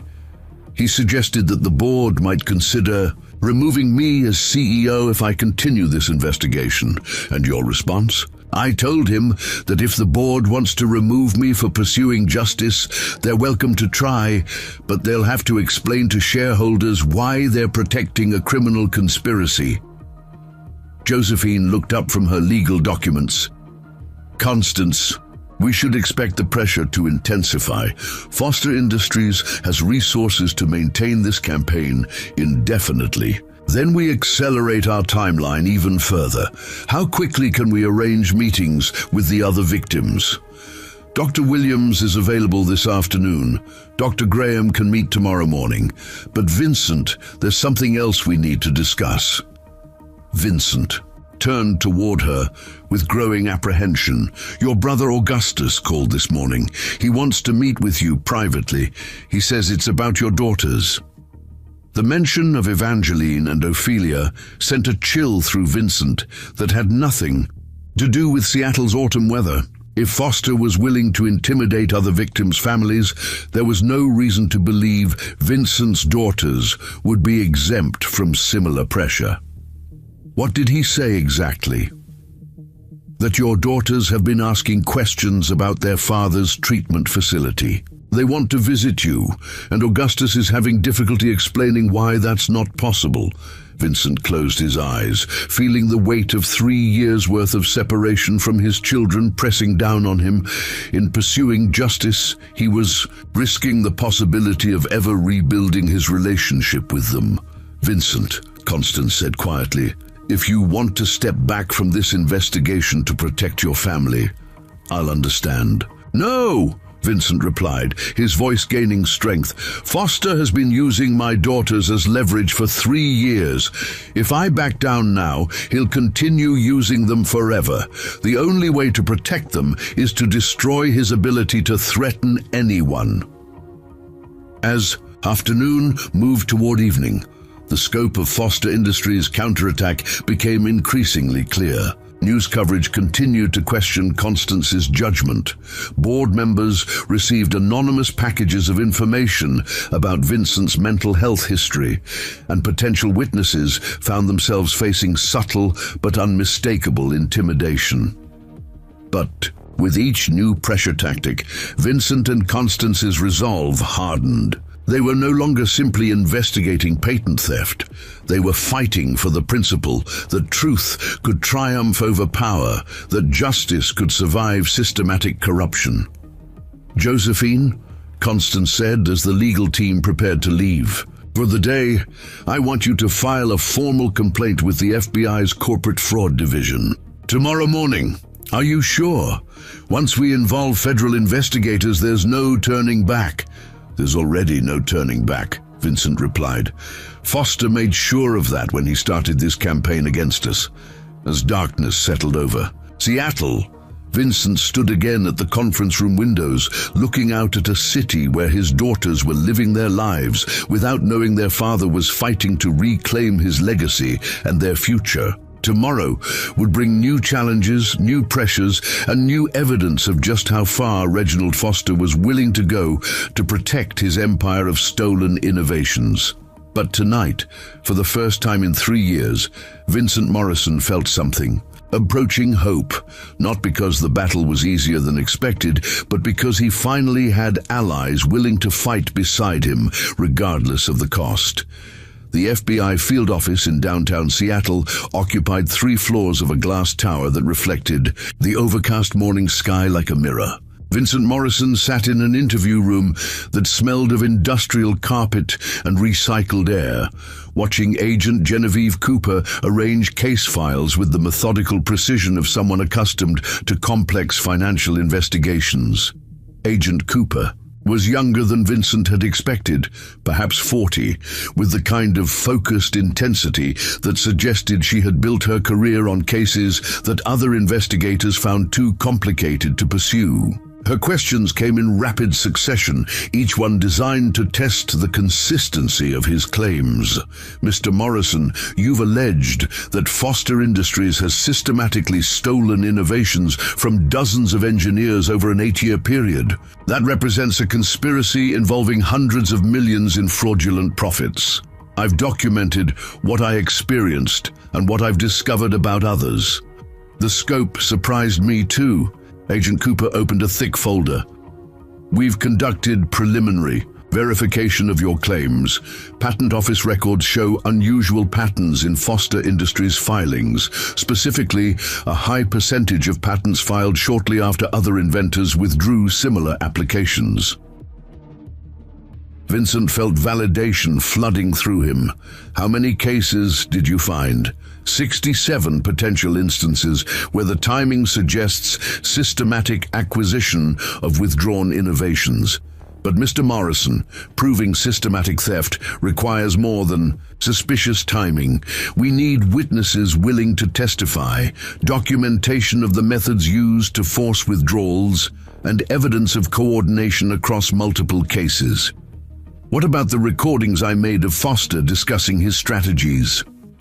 Legally problematic for criminal prosecution, but they establish his knowledge and intent. Combined with victim testimony and financial records, they could support a conspiracy case.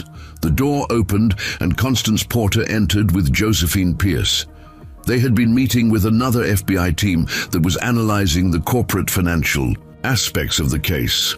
Agent Cooper, Constance said, we've provided complete access to Porter Automotive's purchase records from Foster Industries. What we've discovered is troubling. Agent Cooper gestured for them to sit. What kind of troubling? Overbilling.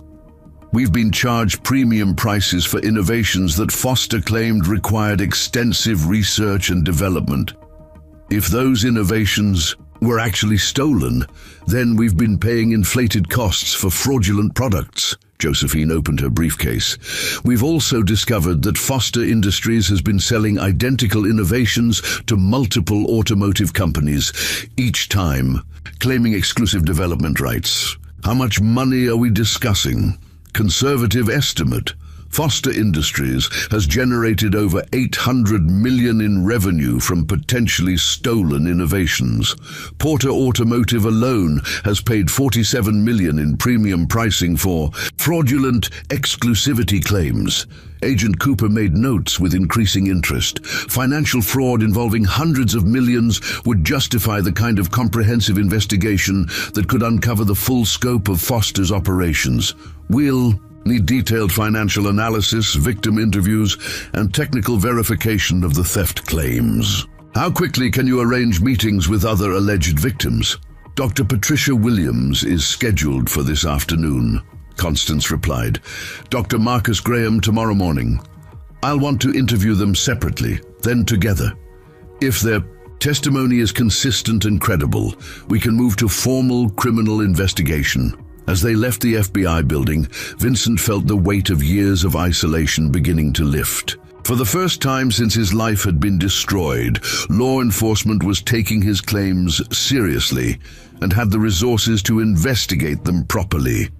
But his sense of hope was immediately complicated by a text message from Augustus.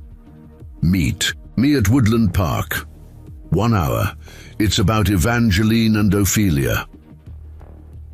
Woodland Park occupied several acres of green space in Seattle's North End, featuring walking paths that wound between mature trees and open meadows. Vincent found Augustus sitting on a bench near the rose garden, staring at his phone with an expression that mixed exhaustion with desperation. You look terrible, Vincent observed, sitting beside his brother. I haven't slept in 3 days. Vincent, you have to stop this investigation. Why? Because Foster told you to convince me? Augustus turned toward him with haunted eyes. Because Evangeline called me yesterday, asking why she can't visit her father at his treatment facility. She's been trying to contact the hospital directly, and they have no record of any patient named Vincent Morrison. The words hit Vincent like physical blows. His daughter was trying to find him, and the elaborate fiction Foster had constructed was beginning to unravel. What did you tell her? I told her the facility was very private, that direct contact wasn't allowed during treatment. But Vincent, she's not stupid. She's studying engineering, and she's asking technical questions about your condition that I can't answer. Vincent felt 3 years of suppressed emotion threatening to overwhelm him. "I need to see them, Augustus. I need to explain what really happened." "You can't. If Foster discovers they know the truth, he'll withdraw their scholarships immediately. Evangeline is in her senior year. Ophelia is pre-med. They'll lose everything. So I'm supposed to continue letting them believe their father abandoned them for psychiatric treatment." Augustus pulled out his phone and showed Vincent a photograph. His daughters at what appeared to be a university event, smiling and confident, surrounded by friends and obviously thriving academically. "Look at them, Vincent. They're happy. They're successful. They have futures. If you expose Foster, if you destroy their financial support, what happens to all of this?" Vincent studied the photograph with a mixture of pride and heartbreak. These were young women who had grown up during his 3 years of exile, who had built lives and relationships and dreams without him. "Augustus, what if there was a way to expose Foster and still protect their education?" "There isn't.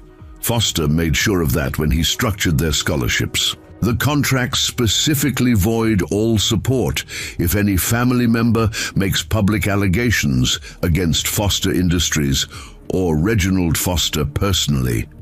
Then we make sure they have other support before we expose him." Augustus shook his head. "Vincent, you're talking about hundreds of thousands of dollars. Tuition, housing, medical school applications. Even with your settlement money, if you win, it would take years to receive payment. But Constance Porter has resources. If she's committed to justice, she's committed to protecting the victims' families. You're asking a woman you've known for less than a week to take financial responsibility for your daughter's futures based on your word that Foster Industries is guilty of conspiracy." The magnitude of what Vincent was requesting struck him fully. For the first time, he was asking Constance to risk not only her company and reputation, but potentially millions in financial support for people she had never met. "Augustus, what would you do? If you were in my position, would you continue hiding in the mountains while Foster profits from stolen work, or would you fight for justice regardless of the personal cost?" Augustus was quiet for several minutes, watching joggers pass on the nearby path. Finally, he spoke with a voice that carried deep pain. "I would want to fight, but I would also want to protect my children, and I don't know how to do both. Maybe the answer is that we stop trying to do both separately and start working together." "What do you mean?" "Come with me to the FBI. Tell them what you know about Foster's operations from the inside. Help me build a case that's so overwhelming that Foster can't escape conviction." Augustus stared at his brother with obvious shock. "Vincent, if I testify against Foster Industries, I lose my job immediately. I lose my health care, my pension, my professional reputation. But you help save dozens of other families from what happened to ours." They sat in silence as the weight of the decision settled between them. Augustus was being asked to sacrifice his career and financial security to support a brother he had spent 3 years believing was mentally ill. "I need time to think," Augustus said finally. "How much time?" "The investigation is moving quickly. Foster knows we're building a case, and he's escalating his pressure tactics. Yesterday, Dr. Graham received a visit from someone claiming to be a private investigator who wanted to discuss his history of making false accusations." Vincent felt ice in his stomach. Is Graham still willing to testify? For now. But Foster is systematically intimidating every potential witness. If we don't move soon, we'll lose our opportunity. That afternoon, Dr. Patricia Williams joined the investigation team via secure video conference from her home in Portland. Her testimony provided crucial corroboration of Vincent's timeline and technical claims. "I remember Vincent's presentation at the 2019 Automotive Innovation Symposium," she said, her voice clear despite the video connection. His hybrid transmission concept was revolutionary. 6 months later, I saw identical technology being marketed by Foster Industries. Agent Cooper leaned forward. "Dr. Williams, are you certain the technology was identical? The gear ratios, the electronic integration, the efficiency curves, everything matched Vincent's original design specifications." I assumed Foster had licensed the technology, but when I asked about it at the next conference, I was told Vincent was no longer with the company. Josephine Pierce consulted her notes. "Dr. Williams, did you maintain any documentation of Vincent's original presentation?" "I kept the technical handouts he distributed. They're dated and show specifications that predate Foster's patent applications by 8 months. Vincent felt another piece of the puzzle clicking into place. Independent documentation from respected engineers would provide crucial support for his claims. "Dr. Williams," Agent Cooper said, "would you be willing to testify formally about what you witnessed?" "Absolutely. What happened to Vincent Morrison represents everything wrong with our industry's approach to innovation. If we don't protect individual inventors, we lose the foundation of technological progress." After the video conference ended, the investigation team reviewed their growing collection of evidence. Financial records, victim testimony, technical documentation, and audio recordings were building a comprehensive picture of systematic corporate fraud. "Agent Cooper," Constance said, "how strong is our case at this point?" "Strong enough to justify formal criminal investigation, but Mr. Morrison, we need to discuss something important." Vincent looked up from the patent documents he'd been reviewing. "If we proceed with criminal charges, Foster Industries will know about the investigation immediately. Their legal team will begin destroying evidence and intimidating witnesses with greater intensity. Are you prepared for that escalation? What's the alternative? We could continue gathering evidence quietly, building an overwhelming case before revealing our investigation. How long would that take? Months, possibly years." Vincent thought about his daughters, about Dr. Graham's family receiving visits from private investigators, about the other victims still trapped in Foster's web of intimidation. "Agent Cooper, Foster has been destroying evidence and intimidating witnesses for 8 years. Every day we delay gives him another opportunity to harm someone else. Then we move forward with formal charges." "We move forward," Constance confirmed, "and we make sure the case is so strong that Foster Industries can't survive the revelation." As evening approached, Vincent stood once again at the windows of Porter Automotive's conference room, but this time he was not looking at a city that had rejected him. He was looking at a community where his daughters were building their futures, where other victims were finally finding their voices, and where justice was becoming possible. In 3 days, Reginald Foster would deliver his keynote address at the National Automotive Innovation Conference, celebrating breakthrough technologies that had made him one of the most respected figures in American industry. But he would be speaking to an audience that included FBI agents, victim witnesses, and a comprehensive documentation of his 8-year conspiracy to steal the innovations of others. The war for truth was approaching its climax, and Vincent Morrison was finally ready to reclaim everything that had been stolen from him. The Seattle Convention Center's grand ballroom buzzed with the energy of 800 automotive industry leaders gathered for the closing keynote of the National Automotive Innovation Conference. Crystal chandeliers cast warm light over tables filled with executives, engineers, and investors who represented billions in automotive research and development funding. At the head table, Reginald Foster adjusted his tie with the confidence of a man who had built an empire on stolen genius. His presentation materials were arranged precisely before him, each slide celebrating breakthrough innovations that had transformed Foster Industries into one of America's most successful automotive suppliers. Constance Porter sat 3 tables back, her expression carefully neutral as she watched the man who had unknowingly shaped her company's supply chain through 8 years of systematic fraud. Beside her, Vincent Morrison wore a simple black suit that made him nearly invisible among the designer clothing and expensive accessories surrounding them. "Ladies and gentlemen," announced Frank Russo, the conference organizer, "please welcome our keynote speaker, Reginald Foster, Chairman and CEO of Foster Industries, who will address the theme, Innovation Through Perseverance, Building Tomorrow's Automotive Future." The applause was enthusiastic and sustained. Foster rose from his seat with practiced grace, acknowledging the crowd with the modest wave of someone accustomed to such recognition.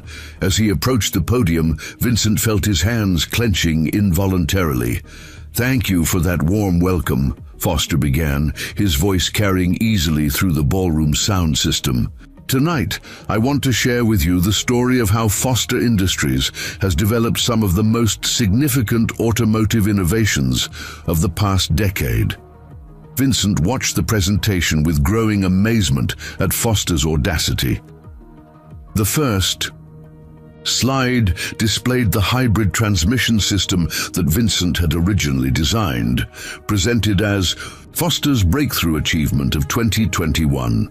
The technical specifications were identical to Vincent's original work, down to the precise gear ratios and efficiency calculations. This hybrid transmission represents 3 years of intensive research and development, Foster continued, clicking to the next slide. "Our engineering team explored dozens of configurations before achieving this optimal balance of efficiency and performance." The lies came so smoothly that Vincent wondered if Foster had convinced himself they were true. Each innovation presented as Foster's achievement was accompanied by fabricated development timelines and fictional research challenges overcome through Foster's vision and leadership. "The key to successful innovation," Foster said, advancing to a slide about engine management software, "is protecting intellectual property while fostering creative collaboration. At Foster Industries, we've created an environment where the best ideas can flourish." Vincent felt Constance's hand touch his arm gently, a reminder that his moment was approaching. According to their plan, Foster would complete his presentation before Vincent rose to challenge him publicly. The strategy was designed to let Foster commit fully to his lies before exposing them. "In conclusion," Foster said after 40 minutes of celebrating stolen achievements, "I want to emphasize that true innovation requires not just technical expertise, but also the business acumen to bring revolutionary ideas to market. Foster Industries has succeeded because we understand that great ideas mean nothing without great execution." The applause began again, but it was interrupted by Vincent Morrison standing slowly from his seat. The movement was subtle at first, just one figure rising among hundreds, but something about the deliberate nature of his action drew attention. "Mr. Foster," Vincent called out, his voice carrying clearly across the ballroom despite the lack of amplification. "I have a question about your innovations." Foster squinted into the audience, his expression shifting from confidence to confusion as he tried to identify the speaker. "I'm sorry, could you identify yourself?" Vincent began walking toward the front of the ballroom, his movement creating a wave of murmurs and turning heads throughout the audience. "My name is Vincent Morrison. I was your business partner and closest friend for 5 years. I'm also the actual inventor of every innovation you just claimed as your own achievement." The ballroom erupted in surprised conversation as Vincent continued his approach to the podium. Foster's face had gone pale, his confident demeanor replaced by obvious shock at seeing a man he believed safely neutralized. "Ladies and gentlemen," Foster said into his microphone, his voice suddenly strained, "I'm afraid we're witnessing a very unfortunate situation. Mr. Morrison has been suffering from mental illness for several years and has developed paranoid delusions about my company." Vincent reached the front of the ballroom and turned to face the audience. Mental illness is an interesting explanation for having detailed documentation of every innovation Mr. Foster just claimed to have developed. Dr. Patricia Williams stood from her seat near the back of the ballroom. I can verify Mr. Morrison's claims. I attended his presentation of the hybrid transmission concept 8 months before Foster Industries filed their patent. Dr. Marcus. Graham rose from another table. I can also verify the theft of innovations. Foster Industries acquired my fuel injection technology through the same methods they used against Mr. Morrison. Foster gripped the podium with both hands. This is clearly a coordinated attack by disgruntled former employees seeking to damage Foster Industries' reputation. Agent Genevieve Cooper stood near the ballroom entrance, her FBI credentials clearly visible as she approached the front of the room. Mr. Foster, this is Agent Cooper with the Federal Bureau of Investigation. We are conducting a formal criminal investigation into allegations of systematic patent theft and corporate fraud involving Foster Industries. The murmur of conversation became a roar of shocked discussion as the implications of federal criminal investigations settled over the audience. Reginald Palmer, the conference organizer, approached the podium with obvious distress. Mr. Foster, perhaps we should postpone the remainder of your presentation pending clarification of these allegations. There's nothing to clarify, Foster replied, his voice rising with desperation. Vincent Morrison is a mentally unstable individual who has been living homeless in the mountains for 3 years. His claims are the products of paranoid delusion. Vincent pulled out a tablet computer that Constance had provided. Then perhaps Mr. Foster can explain why his voice appears on recordings discussing strategies for stealing my innovations and destroying my credibility. He activated an audio file that filled the ballroom through the sound system. Foster's voice, unmistakably clear and recognizable, discussed plans to patent Vincent's hybrid transmission under Foster Industries' name. The beauty of this approach, Foster's recorded voice said, is that by the time Morrison realizes what's happening, we'll own the patents and have legal precedent established. His only recourse would be expensive litigation that he can't afford. The ballroom fell silent, except for Foster's own words condemning him. When the recording ended, 800 industry leaders sat in stunned quiet, processing the reality that one of their most respected colleagues was being exposed as a systematic thief and fraud. That recording was made without my consent, Foster said desperately. It's inadmissible in any legal proceeding. Josephine Pierce stood from her seat. Mr. Foster, I'm legal counsel for Porter Automotive Technologies. We've discovered that your company has charged premium prices for innovations claimed to be exclusive developments. Our financial analysis suggests fraud totaling hundreds of millions of dollars. Constance Porter rose to join Vincent at the front of the ballroom. Porter Automotive has been unknowingly supporting this conspiracy for years.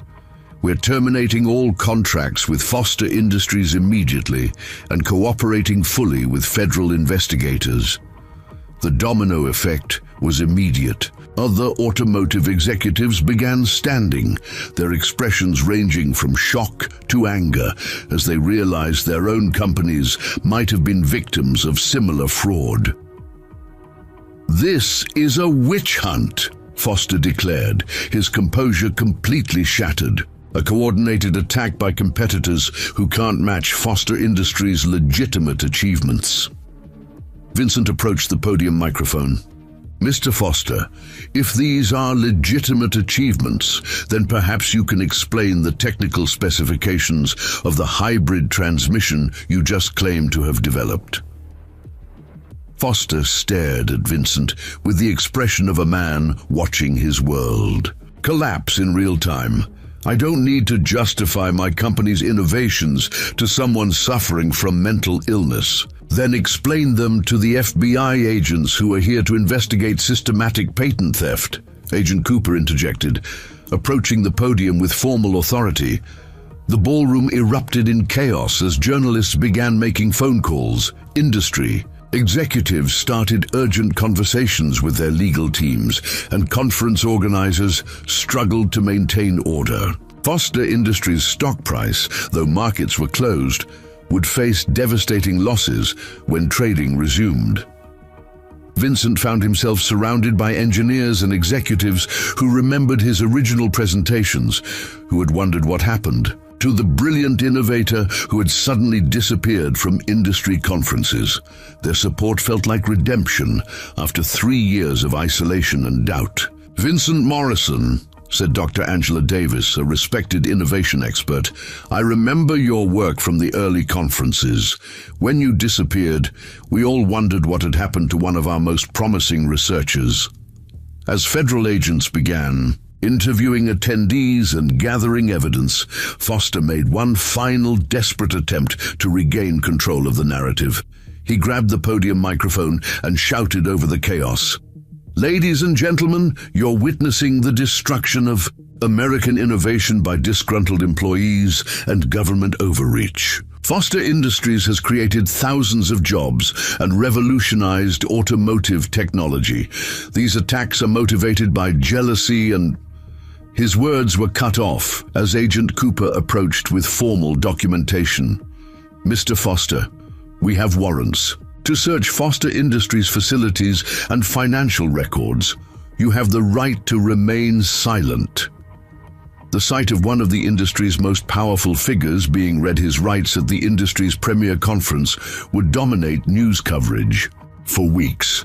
As Foster was escorted from the ballroom, Vincent Morrison stood at the podium where his nemesis had just been celebrating stolen achievements. "Ladies and gentlemen," Vincent said into the microphone, his voice steady despite the emotional magnitude of the moment, "innovation belongs to the innovators. What you've witnessed tonight is what happens when we choose truth over power, justice over convenience."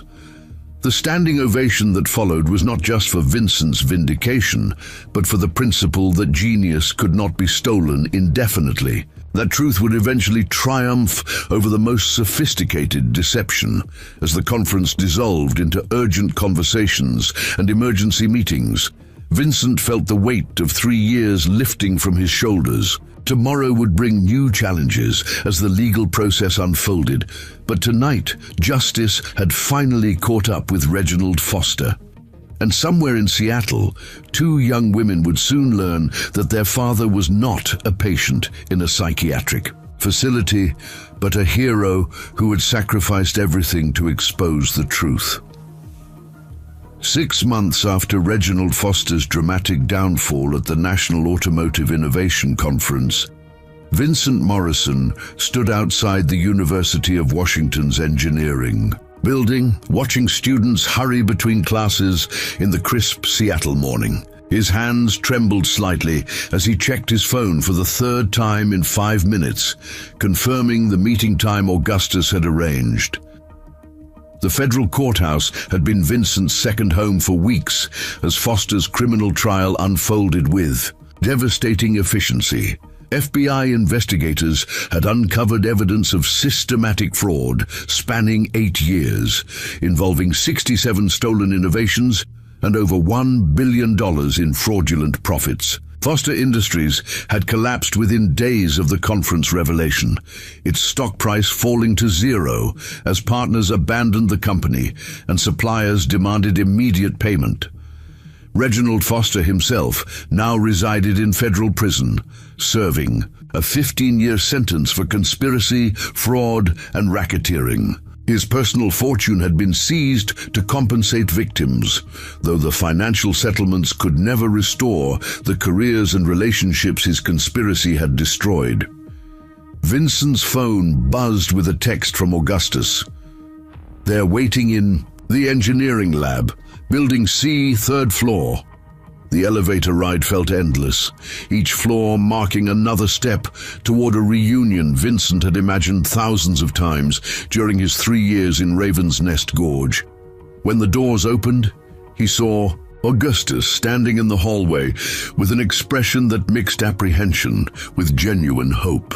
Vincent, they know everything now. About Foster, about what really happened, about why you disappeared. How did they react? Evangeline was furious that we lied to them for so long. Ophelia cried for 3 hours when she realized you'd been living in the mountains instead of receiving treatment.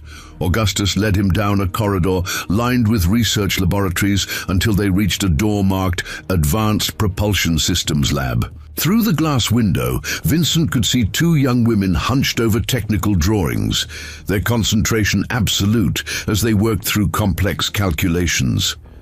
Evangeline Morrison had grown into a striking resemblance of her mother, with Vincent's eyes and the kind of focused intelligence that made her natural leader among her engineering classmates. Ophelia was smaller, more delicate, but Vincent could see the same analytical mind at work as she traced component relationships on a hybrid engine schematic. They're designing a new type of electric motor for their senior project, Augustus said quietly. Evangeline has already been accepted to graduate school at MIT. Ophelia starts medical school next fall, but she's been taking engineering courses to understand your work better. Vincent's throat tightened with emotion. His daughters had not only survived his absence, but had chosen to follow paths that honored the legacy he thought he had lost forever. Augustus opened the laboratory door. Evangeline, Ophelia, your father is here. The moment stretched across 3 years of separation, grief, and misunderstanding. Evangeline looked up from her drawings, her face cycling through expressions of recognition, pain, and tentative joy.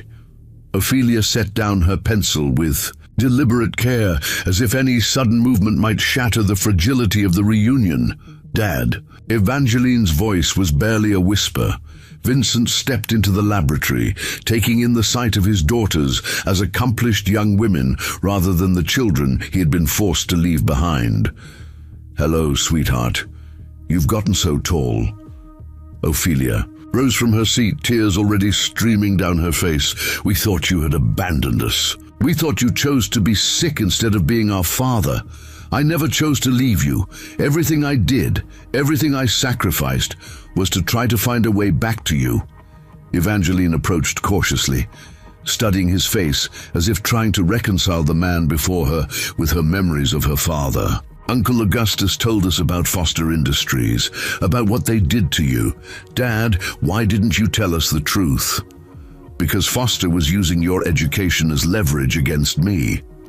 If I had fought back 3 years ago, you would have lost your scholarships, your futures, everything you've accomplished. So you lived in the mountains instead, Ophelia said, her voice breaking.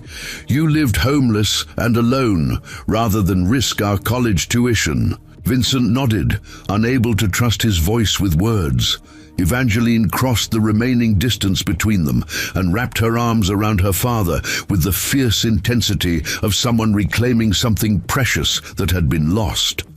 Ophelia joined them a moment later, and for several minutes the laboratory filled with the quiet sounds of a family healing from years of enforced separation. Dad, Evangeline said finally, we want to help with your work. We've been studying your original designs, and we think we can improve on some of your innovations. Vincent looked at his daughters with wonder. You've been studying my work? After the conference, Constance Porter arranged for us to access your original patents and research notes. Dad, your innovations are extraordinary. The automotive industry has barely begun to realize their potential.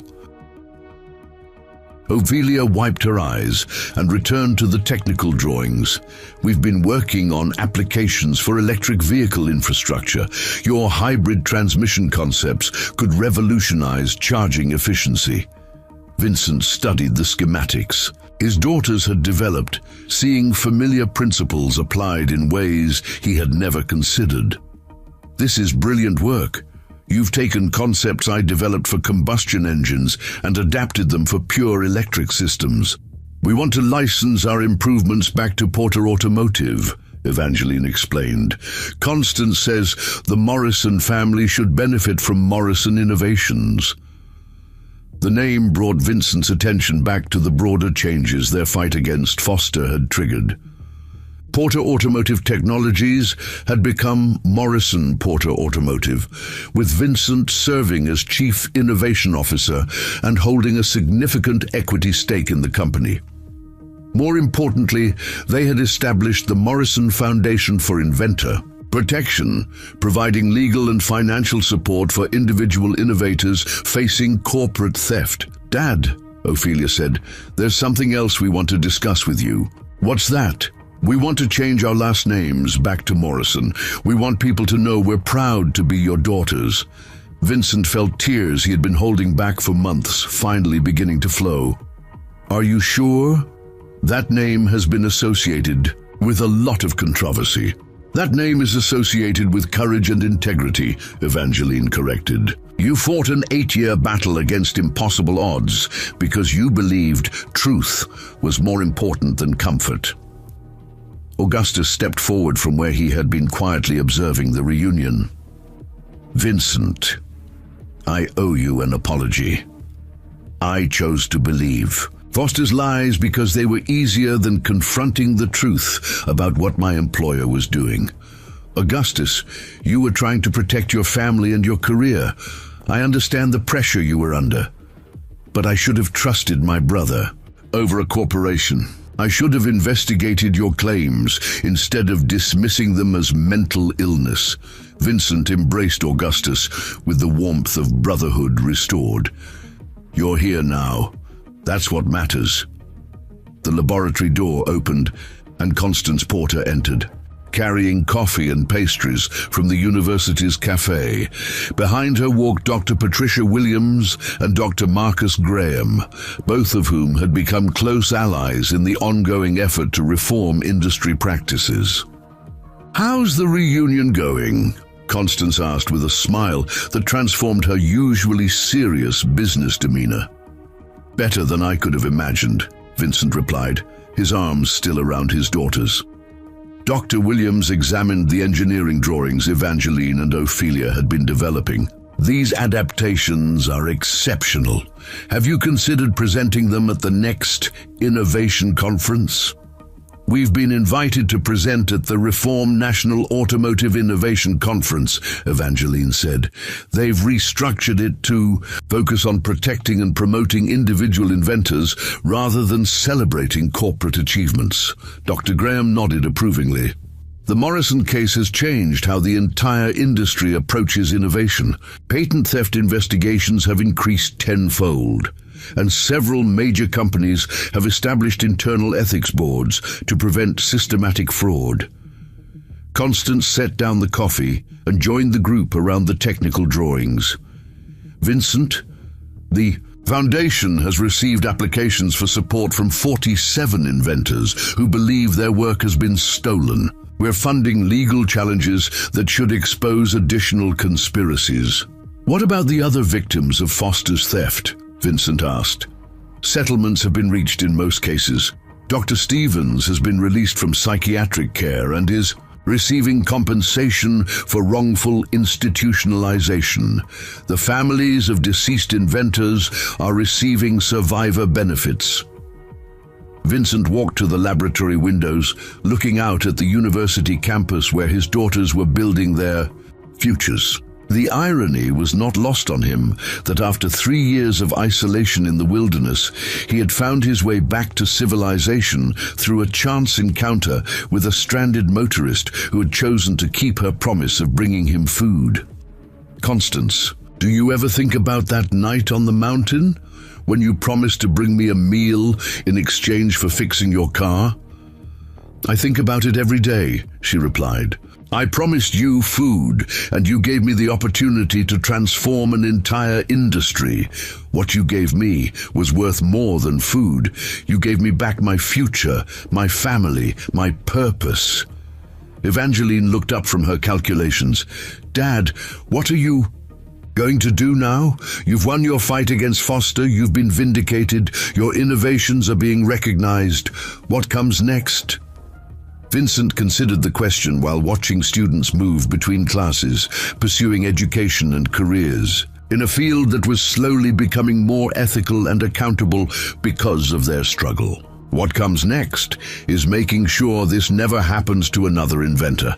What comes next is building a system where innovation is protected, where truth matters more than power, where talented people like you can pursue their dreams without fear of having their work stolen. Ophelia joined him at the window. And what about you personally, Dad? What do you want for yourself? Vincent smiled, feeling genuinely hopeful about the future for the first time in years. I want to watch my daughters change the world. I want to help other inventors protect their innovations. And I want to never again take for granted the privilege of sleeping indoors. The laughter that filled the laboratory was warm and genuine. The sound of a family reunited and a community committed to justice. As afternoon sunlight streamed through the windows, Vincent Morrison understood that his story was not really about revenge against a corporate criminal or vindication of stolen innovations. It was about the power of keeping promises. Constance's promise to bring him food, his promise to seek justice for all victims, society's promise to protect those who advance human knowledge through their creativity and intelligence. Outside the laboratory windows, Seattle bustled with the energy of a city where innovation flourished under new protections, where corporate accountability had been strengthened, and where a homeless man's quest for justice had transformed an entire industry's approach to recognizing and rewarding genuine achievement. The story that had begun with a broken-down car in a mountain storm had become a testament to the truth that sometimes the most revolutionary act is simply refusing to let injustice remain hidden. And as Vincent Morrison stood surrounded by his daughters, his friends, and his allies, he knew that the real victory was not in destroying Reginald Foster, but in building a world where Foster's crimes would become impossible to commit. 3 years after disappearing into Raven's Nest Gorge, with nothing but his integrity and his determination to seek truth, Vincent Morrison had emerged not just as a vindicated inventor, but as a catalyst for systemic change that would protect innovators. For generations to come, justice, it turned out, was indeed worth the wait. The end. Up next, 2 more incredible stories are waiting for you right on your screen. If you enjoyed this one, you won't want to miss this. Just click to watch. And don't forget to subscribe. It would mean a lot.